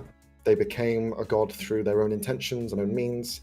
The origin of how they became a god is uncertain, but it is said that they were once a very zealot of tradition. They were a hunter back thousands and thousands of years ago and had grown a status and almost like a mythology to them, which then gave them a status of a god. Whether they have an actual influence as the other gods or actually give powers to clerics or priests, there is no real certainty to that. But they are preached in the Tontheir, and I would probably say that even your mother would have mentioned them on occasion, because that seems to be quite an integral part of that country, at least. Being a part of the jungles themselves are very in tune with the origin of the world. They are one of the first places of where civilization was created, old temples and such. And Zahorn seems to be related to all of that in some way. I would say with a 20, you get the sense that he is a rather than a traditionalist in the sense, he is more a protector of tradition. So he represents that tradition is strong and should be protected because it is what represents us as people. Cool. But yeah, you see the guard kind of looks around. Well, if you wish to stay for a few more hours, I can wait outside. But please do not stay any longer. And he kind of like grabs a chair. I will be taking this though, and he takes it outside with him. and sits on it. Yeah. Before you go, do you know the place where we could stay, just in case? I don't know. We do not have ports. The ports have taverns and inns, but are you looking for something of luxury? Yes, if you do have. If anything, you're probably best asking one of the ships. Some of the ships have very nice quarters that they rent out to people. The town itself doesn't really have much. The fisherman's post is smells of fish, as you can expect. Could we stay here, perhaps? Like, seeing that this place is like abandoned. I will have to. I'll have to speak to the representative of this town, Cassel Caster, but perhaps. While you wait, could you do this for us, really, please? Okay. All right. You can see he as well is like heavy bags under his eyes, and as you're talking to him, he's like kind of dozing off a little bit. All right, I'll go and check in with the representative. Yeah, and if he's up for a walk, he can come join us, or we will be staying here for a few hours, as you could guess. So. Okay. Well, don't go anywhere. I'm sure he would like to ask you some questions about this devil as well. Devil? I never see any devils around here. You mentioned seeing a devil on your way in. They mentioned. I never mentioned it. Are you not all together? We are, but I never looked in that just direction. Being difficult. I'm too tired for this. And he heads off. He's gone, Kel. You can come out from under the table. Can I? Okay. Guards don't tend to like me. So, Well, do you perhaps think the because hero you lady said- killed the devil? Yeah, definitely. Killers tend to have like killer intentions, and killing those powerful devils is just one of the, tasks when you become a healer. Yeah, okay, that's what I thought.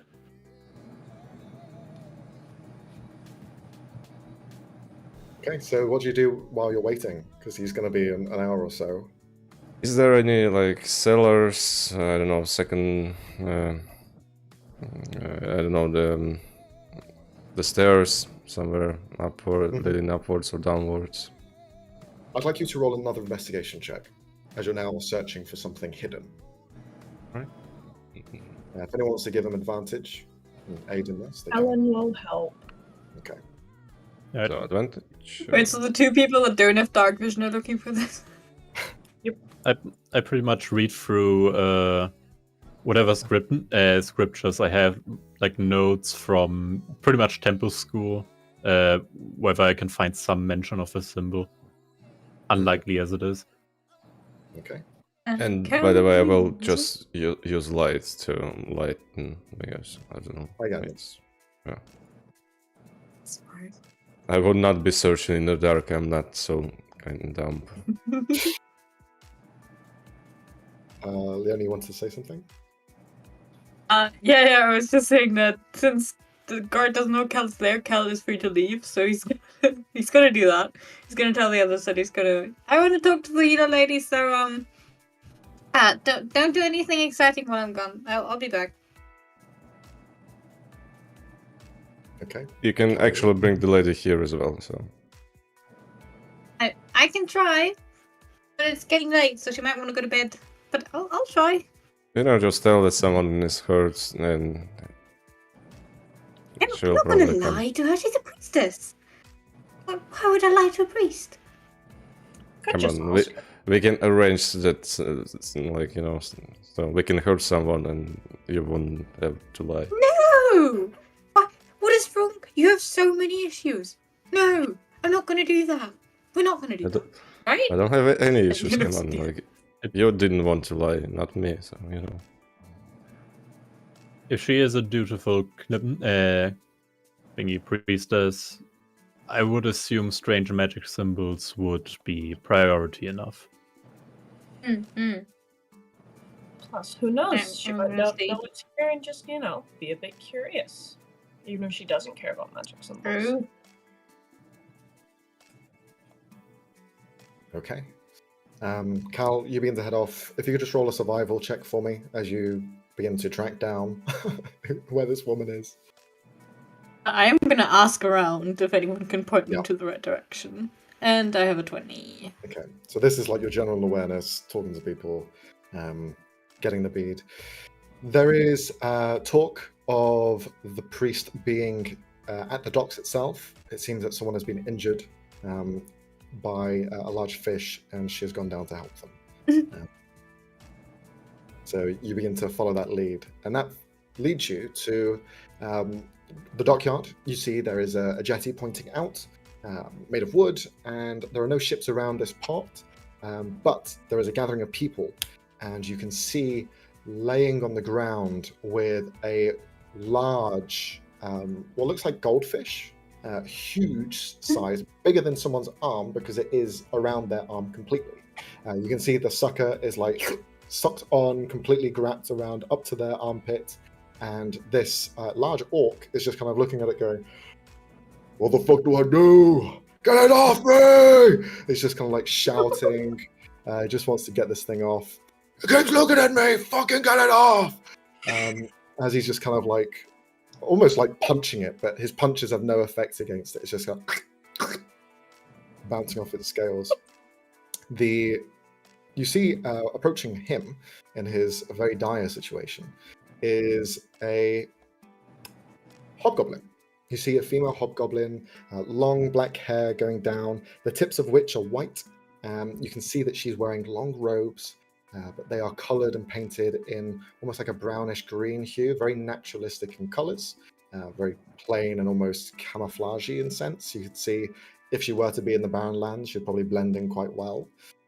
She herself has this kind of very, very, very light, almost bleached out pink skin, and she seems to be maybe in her 40s or so, and she begins to walk over. The guy with the goldfish in his arm is still kind of wailing around, trying to get it off. See, she just walks up to it. She mutters something in some language you don't understand, and flicks the forehead of this fish, and you see it just go lull and then flop its way off into the water. You now see that this orc's arm is kind of like cut. There's areas of it that seem to be slightly almost seeped and pulled, and blood has begun to pump out of some cuts in the arms. And you see she kind of leans down to him and begins to heal over the arm. You see he kind of like smiles and looks up to her, and then she just slaps him around the face, and then begins to walk back. Kind of like rubs his face for a little bit. Thanks. And she just begins to leave. Right, sorry, excuse me. Are you the healer around town? Is there an issue or something I can help with? Sort of. I was just generally curious. Huh? Are you injured? Broken? No, I'm not. No, not today. Not today. All right. Well, I have a very busy schedule, so if you could keep this going, that would be quite nice. Yes, I can definitely keep this going. Okay, so we've just arrived in town, and we've been noticing like some general tiredness, lethargy, you could almost call it, and it seems weird to us. Have you been noticing any of that? Considering, like, have any people been here to you for like sleeping issues or unnatural exhaustion of the sort? And she's just kind of looking at you. See, she starts like picking her teeth a little bit. See something flicks onto the ground. Well, yes, everyone is suffering from the dreams of the many devils and demons of this land. It is simple. Right. Is that something that's always going on? Well, it is a plague that runs around the entirety of the Everett dynasty. So, yes, it is a very commonality. But I was here like not even 2 or 3 years ago, and the people weren't like this. They were quite more lively and more excitable. It does make things very boring around here, I will admit. This has been happening for the last month. Month and a half. Right. Month and a half. Okay. But there's nothing we can Would really that do. happen to... Yeah. Do you remember anything big happening around a month and a half ago? Like some shops closing, some people moving away, some people moving here, maybe? I'm sorry, but who are you? Just a passerby, really. We're kind of adventurers, and so when we find a mystery, we She like rolls to... her eyes. Get You are it. adventurous. Yeah, You want I to find know, the side quest. we're I quite understand. Yes, whatever. Yes! I've heard this all Yes. before. You come into the town. Oh, is there mysteries? Is there something I can do? Can I win gold? I want to make a name for myself. I don't really care. Well, no, I don't care for a goal. Like, I honestly know. Maybe some of my compatriots, but yeah, I also don't want to make a name for myself. Honestly, if you would leave my name out of all of this, I would be appreciating it. No, I'm worried, like, generally about the people here. Like, I've talked to some of them, and they seem... Yeah, like this one guy I talked to, he seemed like if he were to walk into a forest, he would just bump into tree after tree after tree, not notice a thing. And that seems painful. Why do you care? Because I don't want people to be hurt. People are always hurting around the world. Well, yes, but like you can prevent specific pain from happening, right? Like you could prevent the guy from walking into the tree if you were to cure his sleepiness. Or you just cut down the tree. Honestly, that seems a bit destructive. Like trees are quite important, actually. Like they provide like stuff for the atmosphere around us, and right. I feel like we're getting off track here. I was asking something. You've distracted me. Was that intentional? Yes. Goodbye. And she begins to walk off. No, please, come on. I swear I'm not doing this for like money or fame. I swear. Make a roll a persuasion check. Or deception check. I don't even know what you want anymore. No, okay. Where is persuasion? Oh, jeez. 7! I've heard it all before. You're all the same. Oh, I want to be the next Chaos Shifters. Who gives a shit? Come on. And she begins to walk off. No, I don't want to be the next. Come on. I honestly don't want any of that bullshit. Like, they had to face like gods. I don't want that. She keeps walking. Yeah, Kel's just gonna follow all after of her, this, but... you forgot the fucking symbols. I know, because she distracted me, and Kel's an idiot. Yeah, Kel's just gonna follow her and keep babbling. Every now and again, he's going to mention an important detail, but I imagine at this point she stopped listening to him. Like, he is going to keep following her. You spend a good hour following her around, pestering her. On the hour. What did you say about symbols? Right. That was like 30 minutes ago, but sure. There's like spiral thingies that have been edged into the former hub, and they make people angry. At least that's what my friend Helen said. and they might have been what caused the former owner to get killed. And we think it might be related because Axon said, another one of my friends, Axon said that it also is like drawing something. Like I think he used a fancy word with S. I think it was like stipping or something. It's collecting something or other. It might be collecting like energy or something off of your people. So that should be concerning you. Yes, magic symbols. Do you want to take a look? Where did they find you? Where did they find me? Well, technically, I met Ulrin and Isid again, and then we traveled for. I'm not quite sure what you mean. You are a very special case.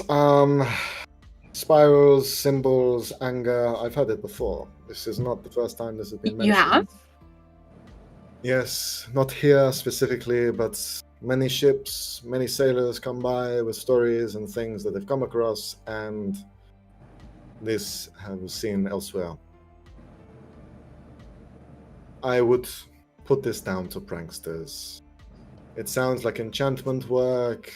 People are trying to manifest anger just to get a kick out of it. Nothing more, nothing less. Well, like, potentially someone died, so... People die every day. Okay, yes, but if it's murder, that's a bit special. You will die. I will, definitely. Like, I nearly died 2 days ago. But, yeah, no! Not right now! Unless you're gonna kill me. I'm thinking about it. You might as well. Honestly, at this point, I seem to have pissed you off enough. Could you just come take a look at it? I swear my friends are more normal than me. Some of them, at least. Two of them are more normal than me.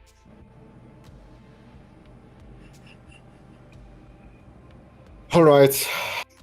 You have 5 minutes. Thank you!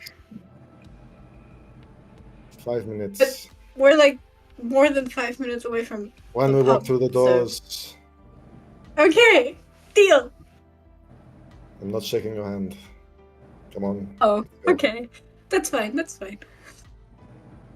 You begin to head back to the tavern. Meanwhile, what's everyone doing in the tavern? You're still waiting. Checking books. Okay. Helen would write, pull a piece of note paper out and write basically like a little doctor's prescription of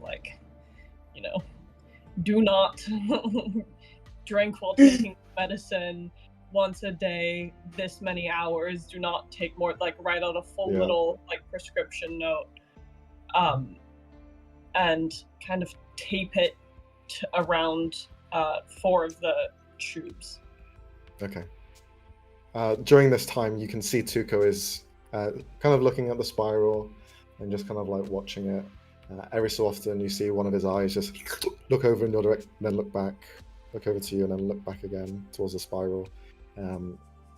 He is every so often just kind of paying attention to you specifically. Yeah. After she's done writing the notes, she'd kind of go over to whatever table is nearest him and kind of just set them down near him, and then go back to helping, looking through the books. He kind of turns, sees the vials. You hear him kind of begin to look at them.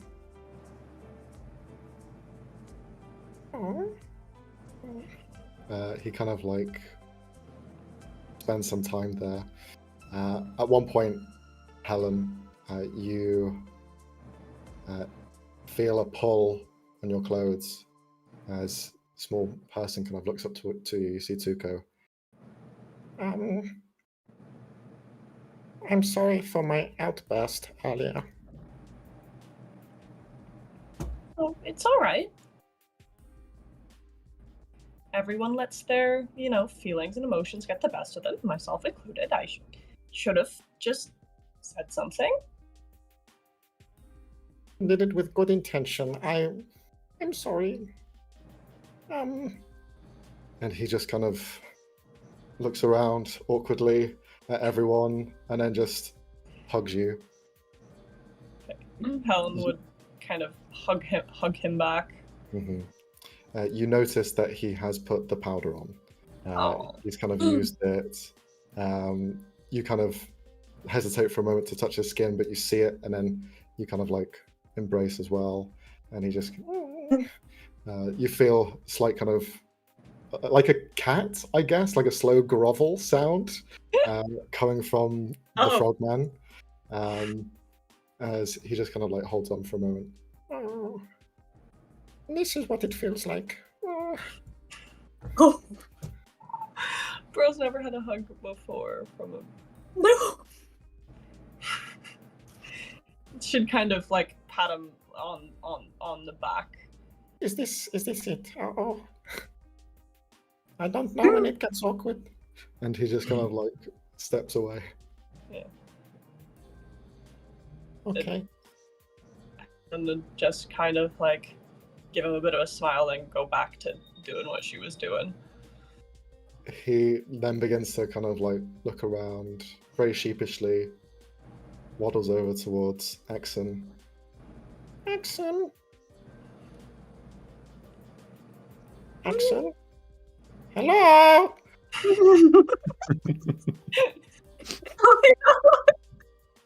What? What was? Can I? Well, I was searching actually. I was not. you? Yeah, I was not there. To be fair. Can I hug you? No. Why? He begins to walk over there. Goes over towards Ulrin. Alwyn? Yes. Can I As I hug close the you? book. Once again, I didn't understand you. Can I? Oh.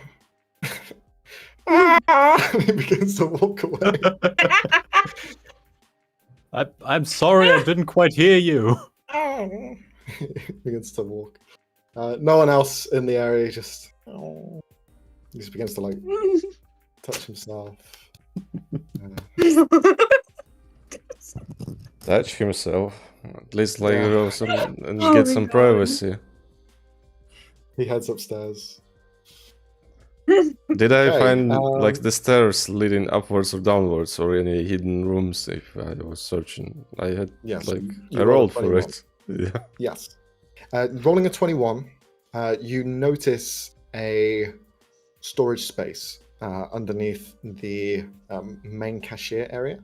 There is a locker underneath, hidden underneath the actual. There's like a slot of wood that can be slid to the side, and there's a handle there. Pulling that handle backwards, you can see that there is a space below. This space just seems to be filled with extra bit of storage, a hidden area perhaps for someone to climb into. It's big enough, but you can see that itself is quite empty. Well, I will climb in and look for the detect magic. Okay. Detect magic, you begin to look around, and you don't see any symbols here. Nothing of note, nothing stands out. It is just a hole in the ground, and you stand in there, the ladder behind you, and you begin to look around, but no symbols, nothing of the sort.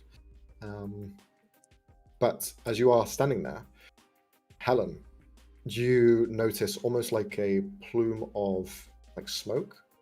You see just this kind of haze of energy, of sentiment just pour out of this hole as it's opened. Should kind of like almost skitter around and just lean over to see what the fuck is happening. Mm-hmm. If you could roll a Arcana check for me. Magic shenanigans.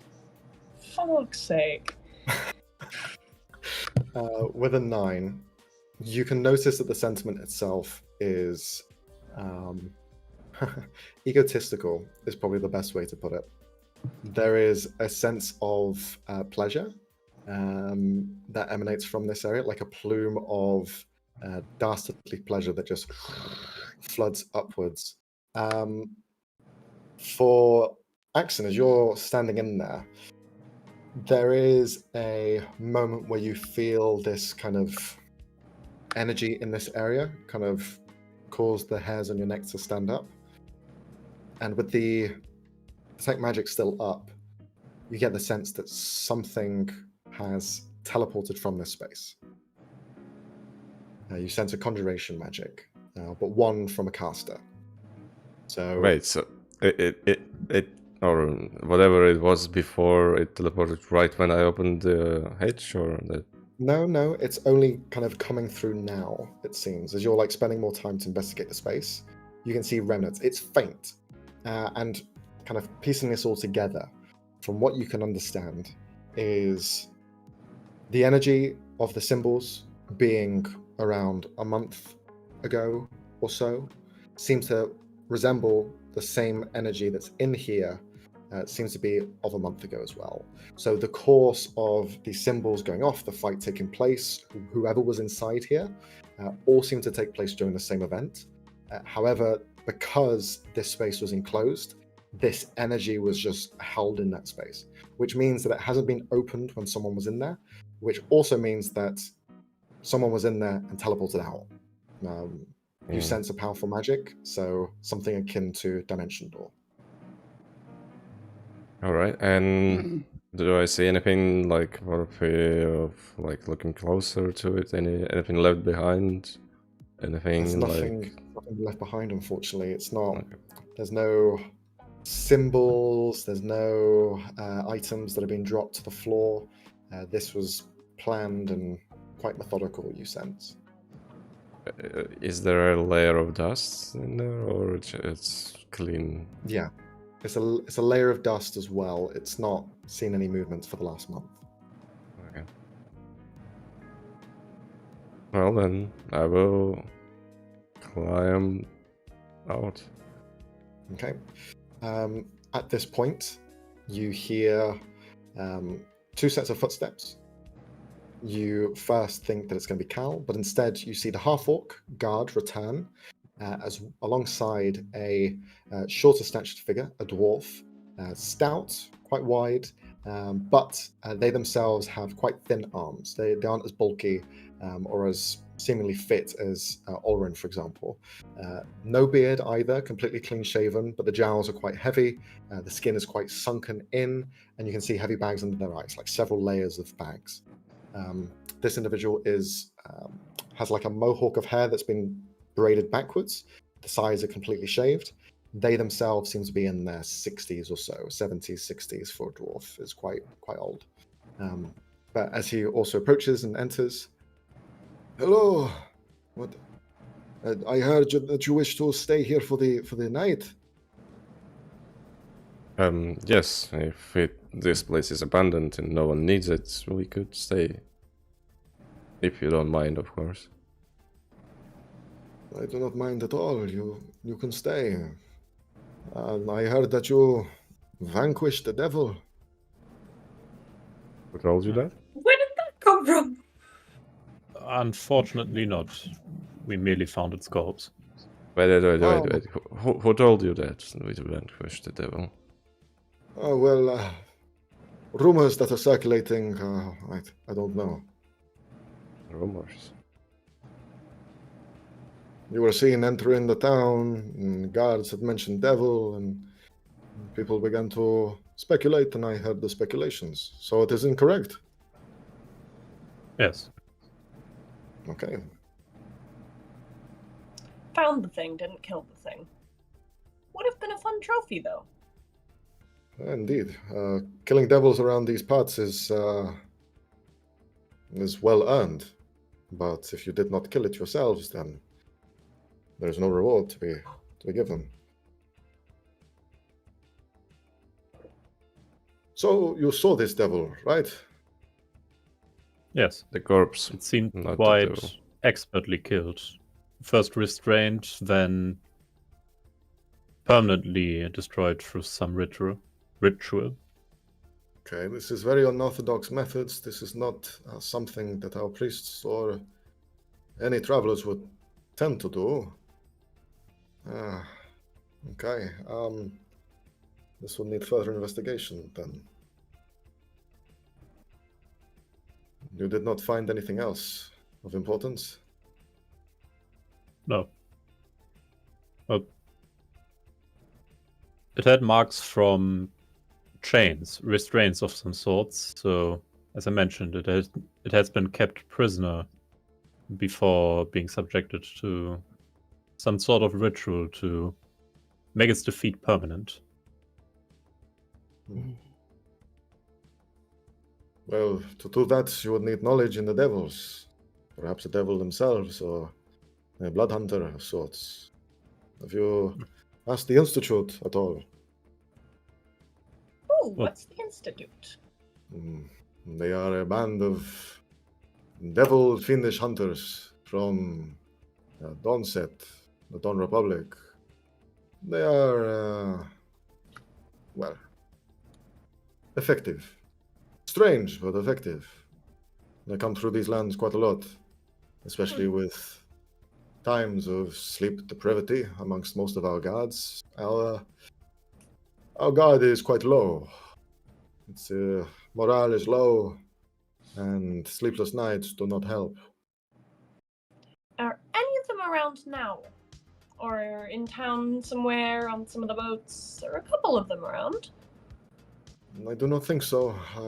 The last one that came through here was about 2 months ago. A human figure, but no, I've not seen any other Institute members or blood hunters of that kind. But we have mercenaries that come through, adventurers like yourselves, that come through and slay some beasts on our behalf. But no, nothing of note recently. Nor do we know if there is actually a devil threat, or perhaps it is something else. It is just a difficult time for all of us here, so I apologize if we do not have a courteous environment. Most of our establishments are closed, broken down, or abandoned. And anyone who works the streets leave a bit of a gloom air behind. Oh, absolutely no worries. This, is the season for lazing about a little bit. Can't blame you. Would Helen have heard anything, because of some of the, weirdness connected to, what she knows about dreams? Would she have heard any stories or anything about, whole towns being befallen by, these screaming devil dream, sleepy plague kind of things? You can roll a history check. Even if it was, fairy tales or something, just kind of... The stories that you've heard revolving around sleepless nights tend to be surrounding the Aerith dynasty. They seem to have an influx of this, and you've heard the stories of the devils stealing people's souls in the middle of the night, but that is also due to them tempting them into drowsiness and charming them that way. Now, places outside of that, now going into dreams more specifically, something that you remember offhand, your mother mentioning a couple of times in stories, and now your dad was the one who tended to give you stories and teach you history in that way. Your mother was more pragmatist, but she also had her own stories, and some revolved around a place called the Sleeping City, a place which could only be described as dreams come true. Now, it does not mean that they cannot sleep, or they are never sleeping, or they sleep constantly. You're not sure of the connection, but the Sleeping City seems to be something relating to dreams and the sleeping world. Whether that has some connection here, you're unsure. Unfortunately, you rolled a 13, so there's not much you can glaze from there. Other places as well, other mythology and stories. You've heard of dream keepers, dream denizens, creatures that lay within dreams, nightmarish entities themselves that kind of haunt the people's dreams and nightmares and create them, both intentionally and not. There is a wide spread of things, and there are ways of counteracting this. Things such as dream catchers, for example. They will impede creatures from delving into someone's mind, runes and glyphs similar effect. So there are ways around this, and you haven't seen any of these displayed in this town. Perhaps they don't have the resources, or they haven't thought about it, but yeah.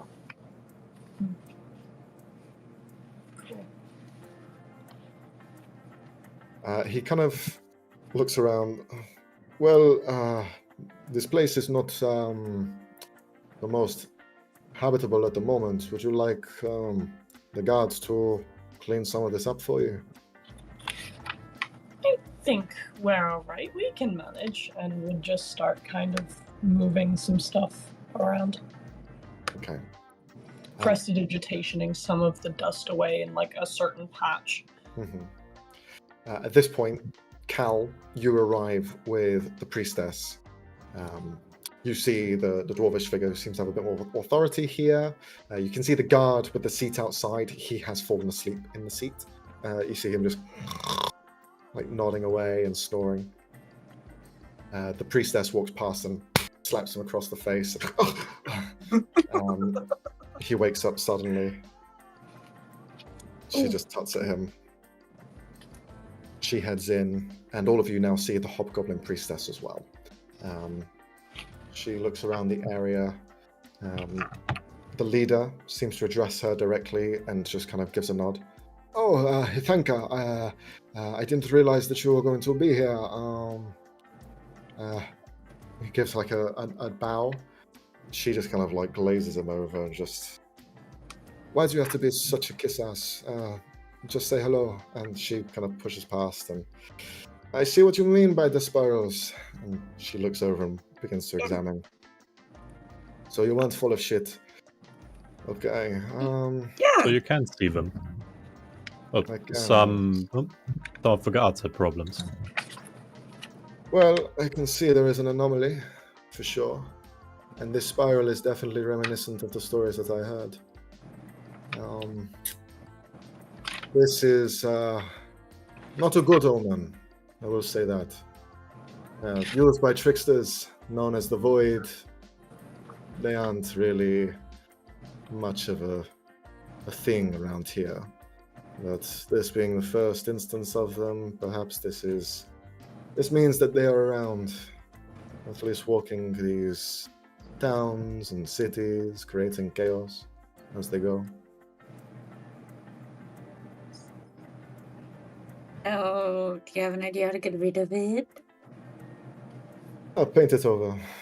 Just get something and rub it in. What? No. Will that get rid of the magic? Probably not, but You what just can? paint it. Well, that...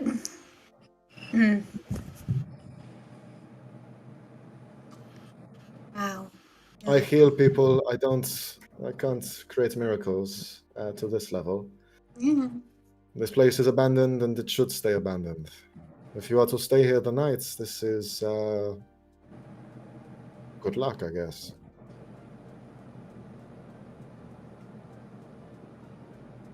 Well, could you ask your god for any assistance? What do you think? I have him as a pen pal? What do you mean? Ask him. I don't know, like, I don't know what sort of relationship you have with him, but, you know. Yes, he is my boyfriend. We go out for dinners. No, I do not have a connection with my god in this way. Divine guidance is more subtle, Axon.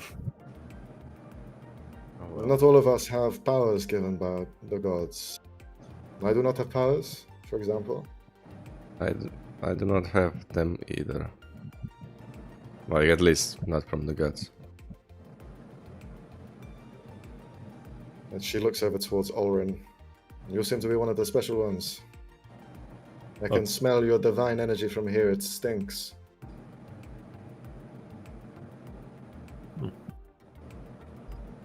It's probably he, like, haven't showered in the month. No, it smells like angel dust. This is very potent. Wait, is that a drug? Yes, it is. Okay.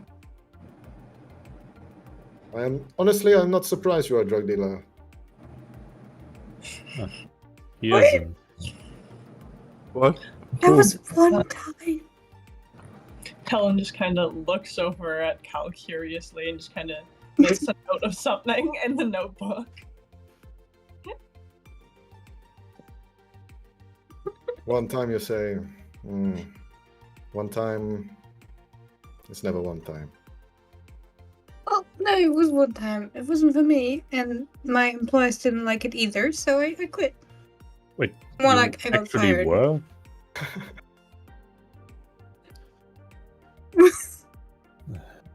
Well, clearly he knows what angel dust Wow. is, so... Well, that's more for personal experience rather than selling the stuff. I never got to sell that serious stuff. That's what we're getting heavily distracted, I feel. Yeah, actually, you're right, Cal. What do you know, or did you know is the owner of this establishment? Like how he died and why he died and what happened here. Do you know this kind of information? You see the priestess looks over. He's dead. What does it matter? He's gone. Did you see his? Did you see his corpse or? I did. Nothing too impressive. What Sliced cost? neck. Yeah, right. A sliced neck. Bottle broken, sliced across his jugular, left the entire thing to drip out over his body, the rest of his corpse being filled with blood, drained in a matter of seconds. There's nothing I could do. Do you do autopsies? Like when someone dies in the town, do you do the autopsy? I do. In rare instances. Most of the time we just throw their bodies into the lake and then they drop down to the bottom. But there is no bottom. What?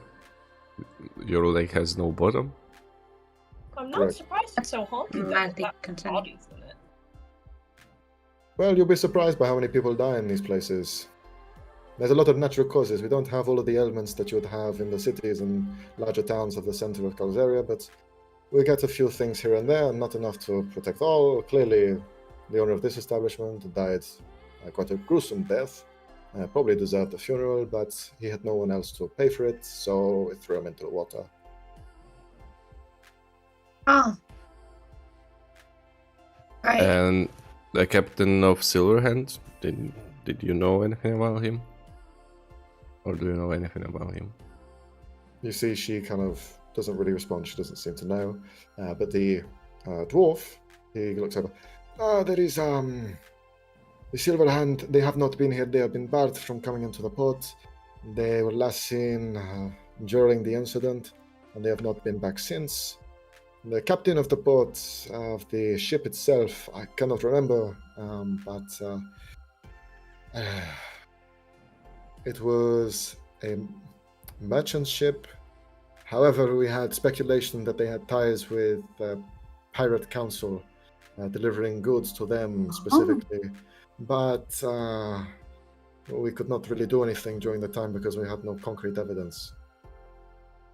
If we knew, we would have acted, but unfortunately we could not. And since this whole thing transpired during the same time, we had no plausible action. Well, then from my point of view, it's just a dead end, and yeah. Yeah. It kind of seems that way. I'm not quite sure what we could do here. Yeah. Right now I think nothing, but we might do something tomorrow, after having a good night's sleep. In this place. Right. Sure. Yes, that sounds like a plan. Hithkana, the priestess, she will look at all of you. Are you the ones that found the devil? Yes. Yeah.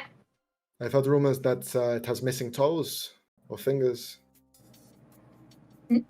No. Missing, and she'd kind of gesture to where her heart would be. Yeah, Very cleanly done. That makes more sense. The hut. Okay. Well, we've not seen any sightings of people carrying around huts with them, so perhaps it was a passerby. Strange. Okay, need to be investigated further. We have had quite a few people come in and out of the town recently, some strange folk. Very interesting. Was there, by any chance, a group of, like, another group of 5 aside from our group? Maybe traveling together, also headed further south? There were 3 groups that came through. One of them was... Helen would pull out the letter and just kind of see if any of the figures match the description. Mm-hmm. She begins to look at the letter. Yes, that is correct. All 5 of them, to be precise. A cockerel, a Goliath, a gnome, a bugbear, and a tiefling. Yes, they came through here. They're ahead of us. We kind of have to get up. We should get going tomorrow. Like, we should solve this until tomorrow and then get going. Apparently we're falling behind. How long ago was this? I was not aware we are having a race. I have no idea if we're having a race. We might be having a race. This was about 2 weeks ago. Oh, damn. Well, did we find anything? If we're having a race, we're clearly losing. We lost already, I would say. They did not.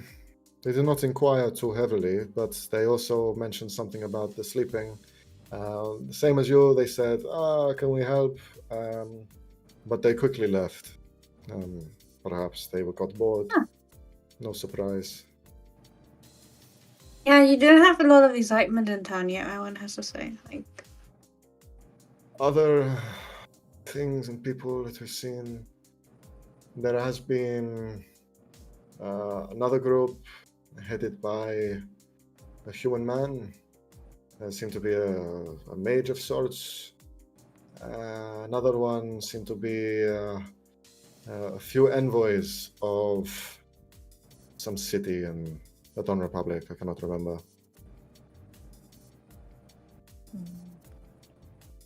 Alright. Apart from that, we've only had the ships come in and out, and most of the ships here have been docked up for about 3 weeks or so.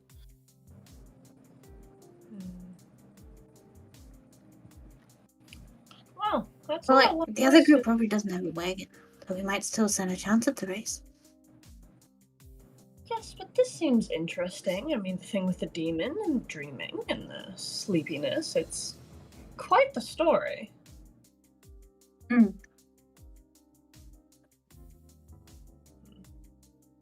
think if we stay up and, watch this, and I'll sit outside a bit and see what happens over the evening. And then in the morning, all else fails, we can keep moving.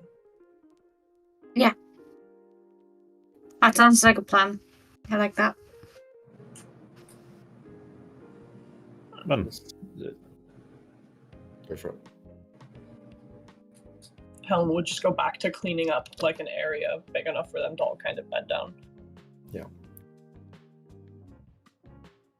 Arne, did you want to say something? No, I just wanted to agree. Okay. With that, you see the leader of this place, as well as the priestess, begin to leave.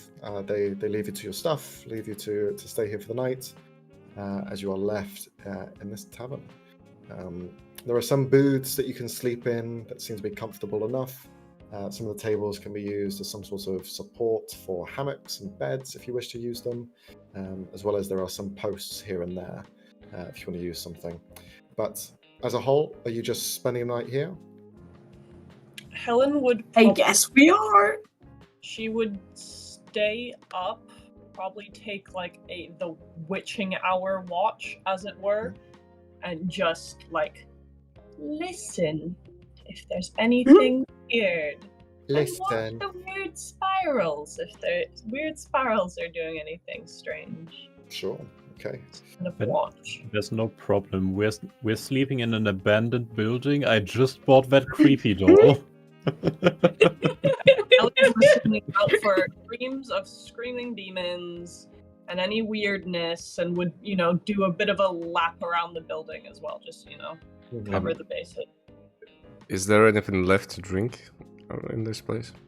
I'd say with your investigation checks, you do find some bottles, especially in that kind of like cellar area that you found. There's some of the good stuff, the old liquor that's been distilled and left there to mature over time. You can pop some of those up. He won't be using them. Fuck it. Excellent. Yeah, we'll take one and hide it from everyone. Okay. Excellent. I don't know. So you take some of those. Very nice. Okay. So anyone else doing any nightly activities, or just Helen? Nah, I'm not doing anything. Okay. Then Helen sits. Helen, I'd like you just to roll a. This would be a survival or perception check. Okay, let's see. Let's go with perception.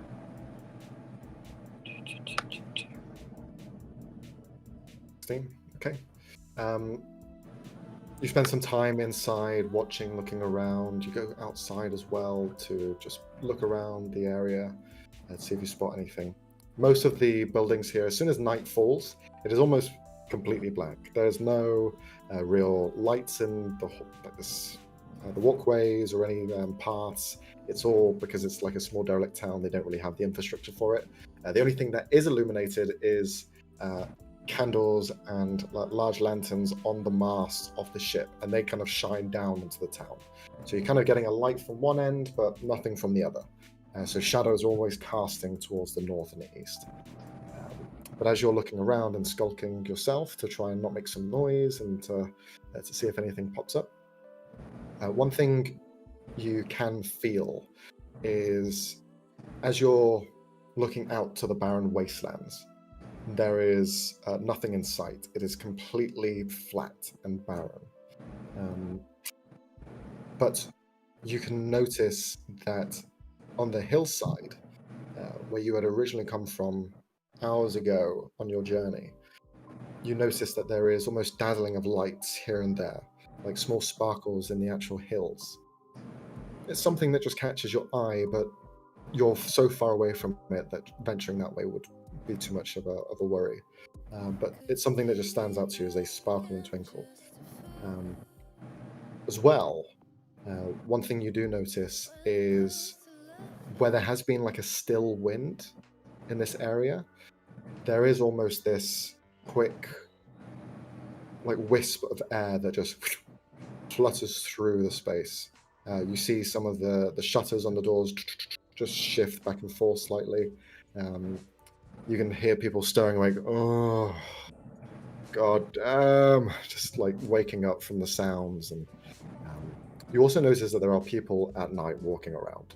Some people just don't seem to be getting any sleep, and they're just kind of walking around. They bump into you at one point. Oh, sorry, excuse me, and they just keep walking on their way. You do find one person walking out into the wasteland. You see they're just kind of walking further and further away. Helen would try to go up to that person. Okay. They are about 500-600 feet away, so that you'd have to like jog to get to them. Yeah. But She would do. as you do, you rush up as quick as you can. You see they just keep walking forward. You begin to notice that their steps are slightly sporadic and they're kind of like almost shambling forward. Yeah.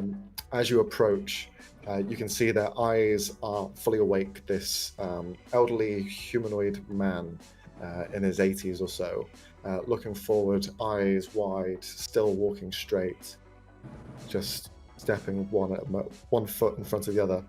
You interject, but he doesn't really like pay attention to you. He just keeps walking. She'd kind of wave a hand a little bit in front of his face to see if he reacts. He just keeps walking forward. Darling, where are you going? On quite the walk. He just keeps walking. Okay.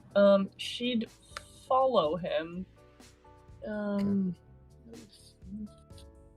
I can't do anything to tell you where I'm going.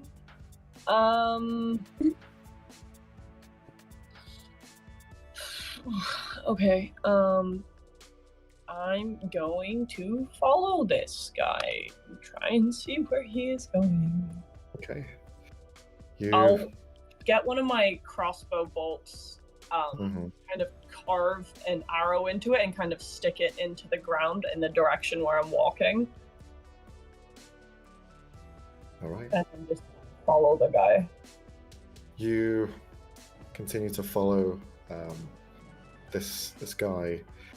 Do you keep a distance between him, or do you like walk side by side? No, she'd walk side by side with him, making sure to like take heavy steps so that like she doesn't know how long they're walking. Hopefully someone will be able. She's trying to make it basically easy to be followed. Yeah. You leave markings into the ground. It is like hardened clay, so you like have to really push in, but he's slow enough so you can like spend some time making some sort of track to follow. You keep going, you keep going, you keep going. Eventually, like you begin to see the lights of the masts from those ships becoming less and less visible. You are starting to walk quite far away from the town. If I try to step like directly in front of him, what happens? You interject, and he just kind of walks into you.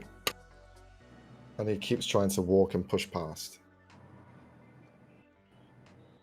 If I kind of like hold him, does he keep trying? You can roll a strength check for me.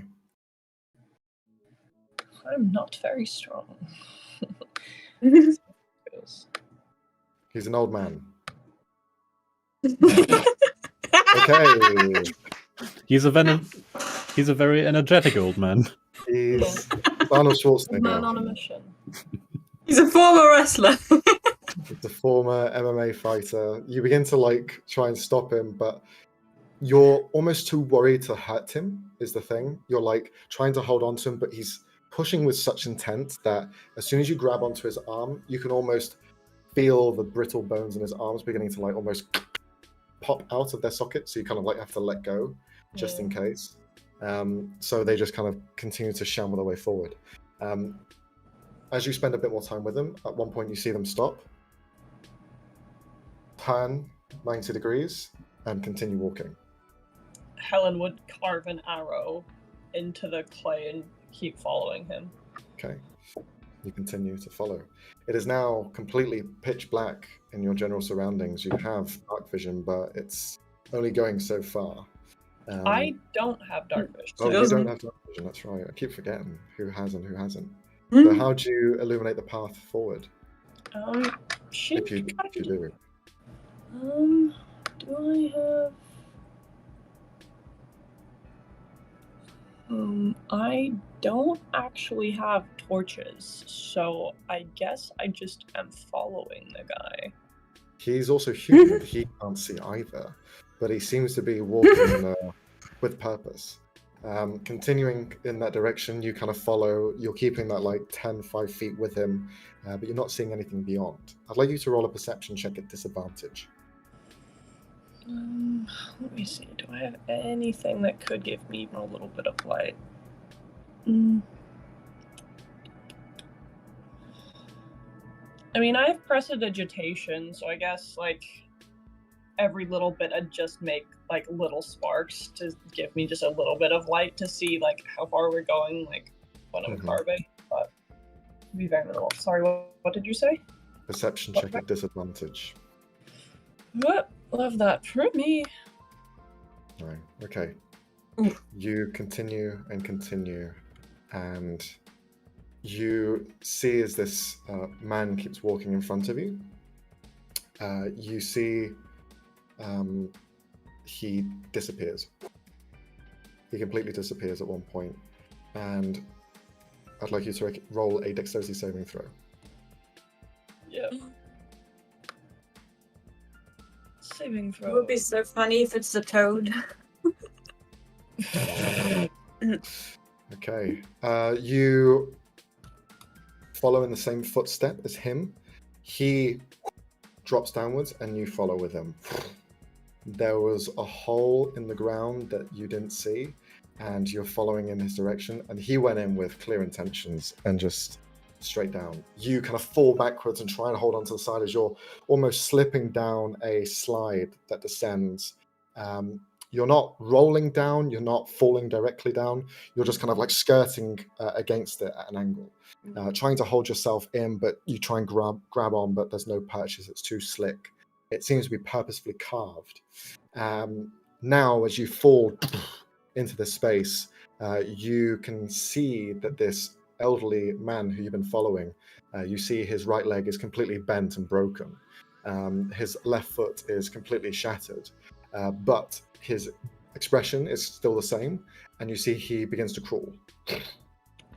At this point, she'd try again to like physically hold him. Okay.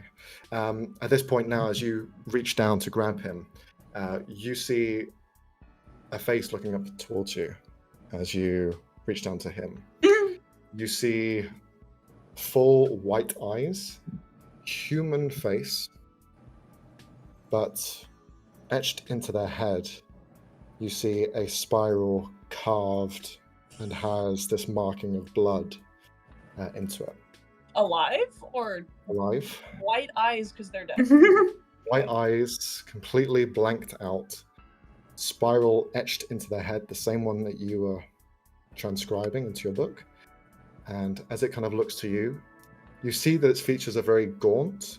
Its arms are quite bent in several areas, and it kind of looks up to you with this weary expression as you kind of reach down for this elderly man.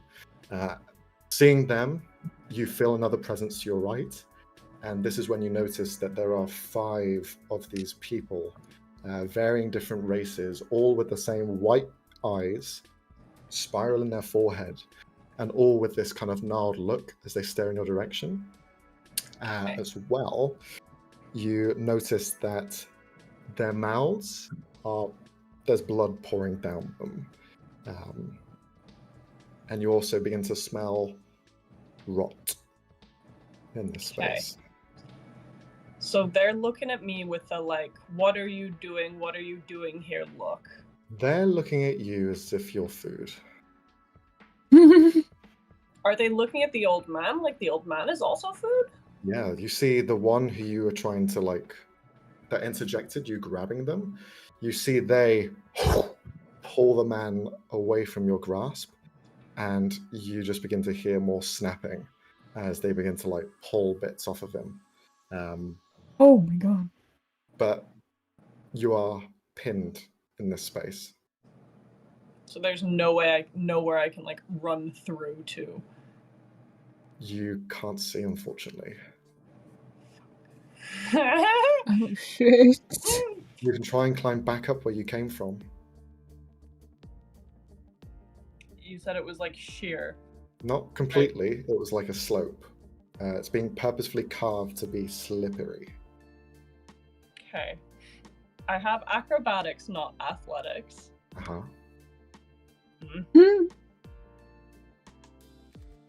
I can't see shit because I don't have dark vision. Okay. I'm gonna think with my brain real hard. Yeah, sure.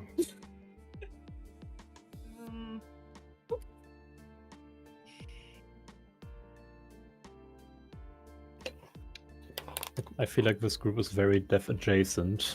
And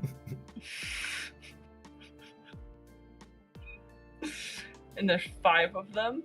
5 of them, yeah.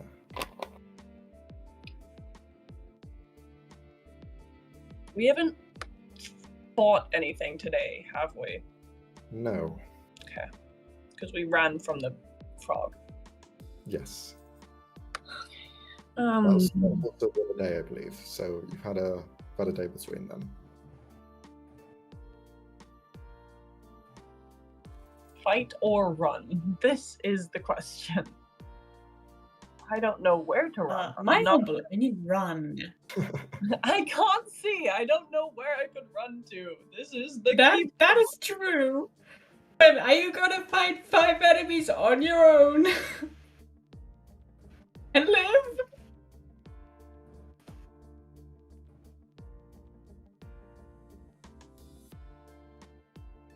How steep is the thing? Was it straight down? No, it's at an angle. You could try and run up it.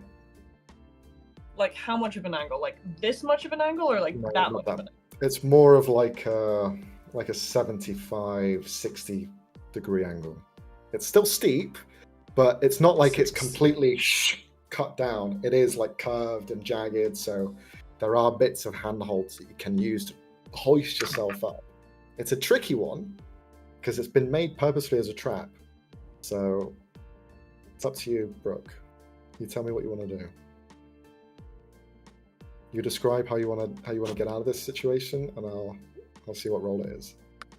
Would you say studded leather armor would have gloves? Sure. Like gauntlet-y type things? Yeah.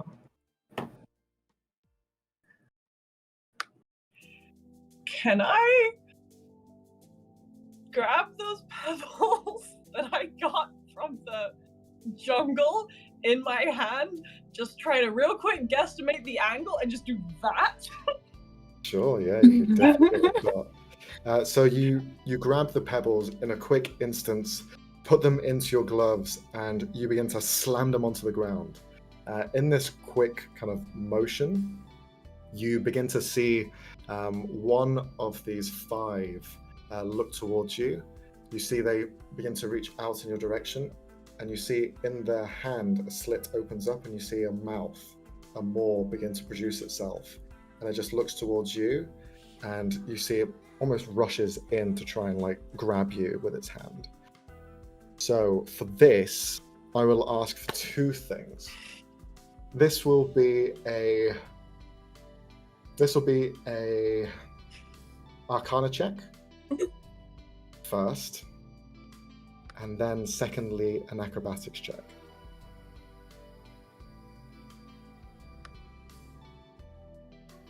Okay. Okay. Oh, okay. You grab the stones, slam them in your hand first to get that kinetic energy going, and then you shoot it onto the ground. You find yourself flipping up into the sky, and you ascend out of the hole. You climb high in the air, but as you grow higher and higher and higher, you now begin to fall. The kind of kinetic energy in your hands alone, you feel this kind of pop sound as your wrists are almost kind of like pulled out of their sockets. So you are going to take a bit of damage from this, as you're basically like yanking your hands off. I figured. Oh, that's going to be 9 points of bludgeoning damage, or quite high. So you just feel your hands kind of you fly up out of the hole. The last thing that you see is all of these 5 figures looking towards you, and their mouths, you see almost like slits in the side open up further, and their mouths extend more. You see tongues loll out of them, and they look at you with this kind of like devilish hunger inside of them. And they all like pounce in your direction with this quick speed, but you are fast enough to act in that moment and jump out with full speed. As you jump, land, you hit hard onto the ground. So you're going to take a bit of damage from the falling as well. Yep. You take 3 points of bludgeoning damage. Oh, thank God. And you land prone on the ground.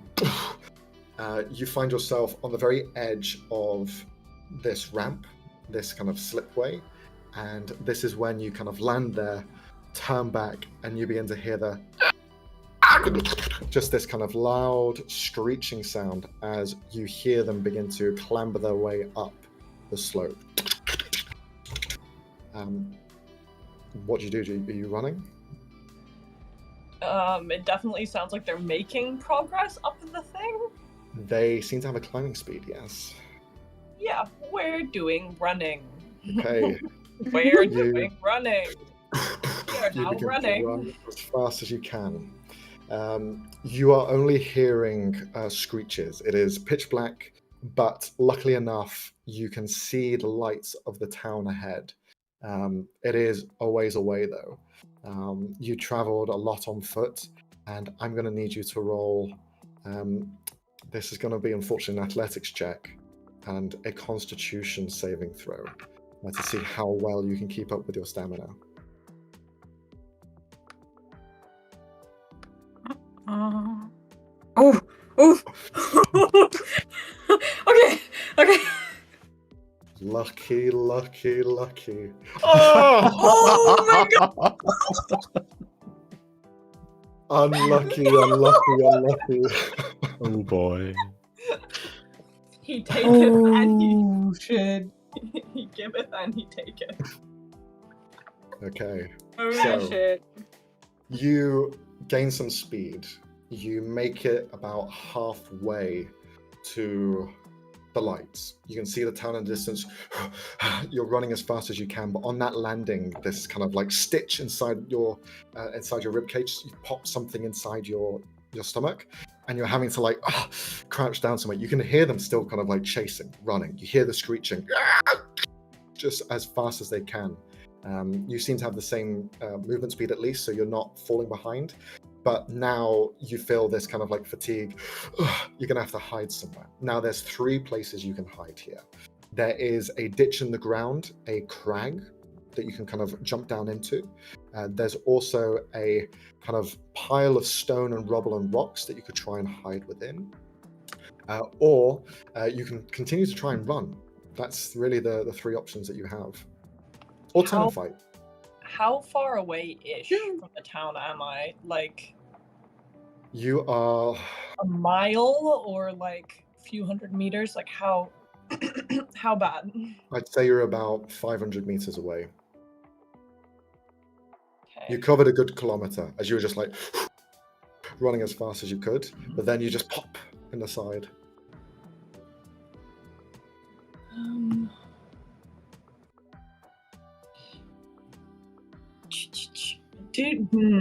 We didn't. Did we find out if the guards were on duty always? It seems that they sometimes fall asleep on their duties. However, there are watchtowers.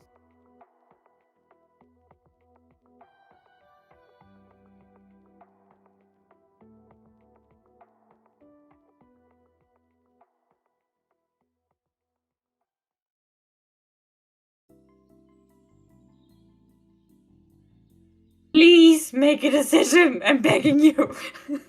Sorry. Please. Make a call. Yeah. Okay. I'm going to kind of go up next to the pile of rocks and minor illusion. It's a 5-foot cube, just like more of the rocks around me. Okay. I'll ask you to roll a spellcasting ability check for me. Okay. That's charisma for me.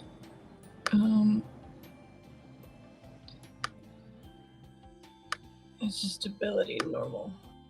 Okay. You place yourself within the rocks. This illusion. Now, the illusion you can see through from your angle. So from your point of view, you are just placing yourself against the rocks. You're hoping that they see the formation of rocks around you. Now, as you're there, trying to catch your breath once again, I'm going to need you to roll a stealth check as well.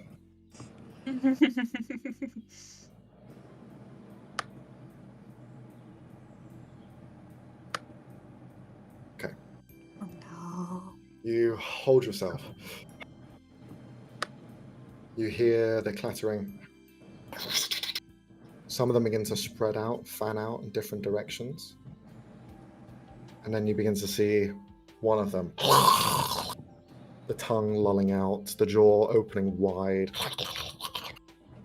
You see now in the dark the spiral in their forehead, which was like blood. You see it glowing red. It's a visible marking in their forehead that glows on their person.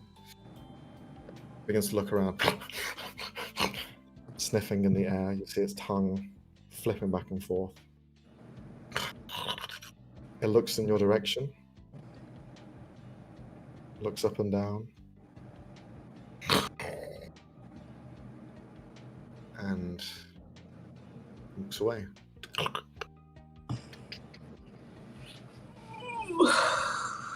But now you don't know if they're ahead of you, behind you. You're not sure where they are. You lose track of them as you saw them just fan out, and they are somewhere in the wasteland. What is Helen's next steps? So I don't know where they are at this stage. Unfortunately not. This lasts how long? A minute. What I will see is every few seconds, depending on which way they look, you see just a flash of red appear, disappear. Some close, some further away. Okay. Minor illusion isn't concentration. It has a range of 30 feet. So kind of 30 feet just right at the edge of where I can do it to the kind of right of where I was coming from. I can make a sound. I'm just gonna make like a sound of someone like tripping kind of sound, and then like tripping and scrambling in that direction. Sure. You create that echo as you begin to hear the sounds of these creatures. You see those red lights just appear and then disappear as they begin to trace over in that direction. Now I'm going to do some more running away. Okay, I'm going to need you to roll another athletics check. Come on. Okay. Okay. You continue and continue and continue. You grow closer and closer to the edge of the town. As you get within sight of the watchtowers, you see a light shine down in your direction. One of the lanterns spotlights you in the very far distance. You are now in clear view, illuminated, as you are continuing to run towards the town. Should just kind of, as soon as she gets to kind of the, like, town line, like the building line, she'd just turn around, pull out the crossbow, and just start gesturing, like, behind where she came from. You begin to gesture in that direction, your crossbow out. With you being spotlight in this space, you begin to see those red lights that had run away shift in your direction, and you see them begin to run and get closer towards you. Yeah. Everyone hears this rumble. You all wake up. No matter in what state you were, everyone in this town wakes up as you all are woken up by a light and a heavy thunder sound. It is like daylight has risen up past the horizon. Helen, you hear that, you turn around and you see from the ship this large ball of fire, a mortar strike, fly off towards you, and you see it just open up halfway in its descent like a net of flame, completely cover the space in front of you.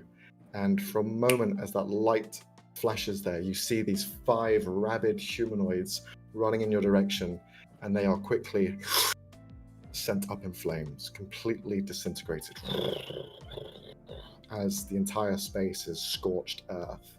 You stand meters away from it as it just burns. You feel the heat wave hit your hair as you just have to stand there for a moment and cover your eyes. The flame lasts about 20 seconds, but as soon as the embers dissipate, the guards encroach, surround you, begin to inquire, look around, but you see no remnants of those people. They have not even bone. They are completely turned to ash and dissipated altogether. And with that, we'll end the session because it's 11 o'clock. Congratulations, Brooke. You did not- lived! You lived! I'm shocked, but you lived! Could have gone so many different ways, but yeah, lucky on the rolls, I guess. A little unlucky with a nat 1, but hey, look, you thought around it. You rolled well. But yeah, you could have been someone's food that evening. Yeah. Thinking of them rocks. But yeah, thank you guys for watching. We'll see you next time. Bye bye. Bye bye.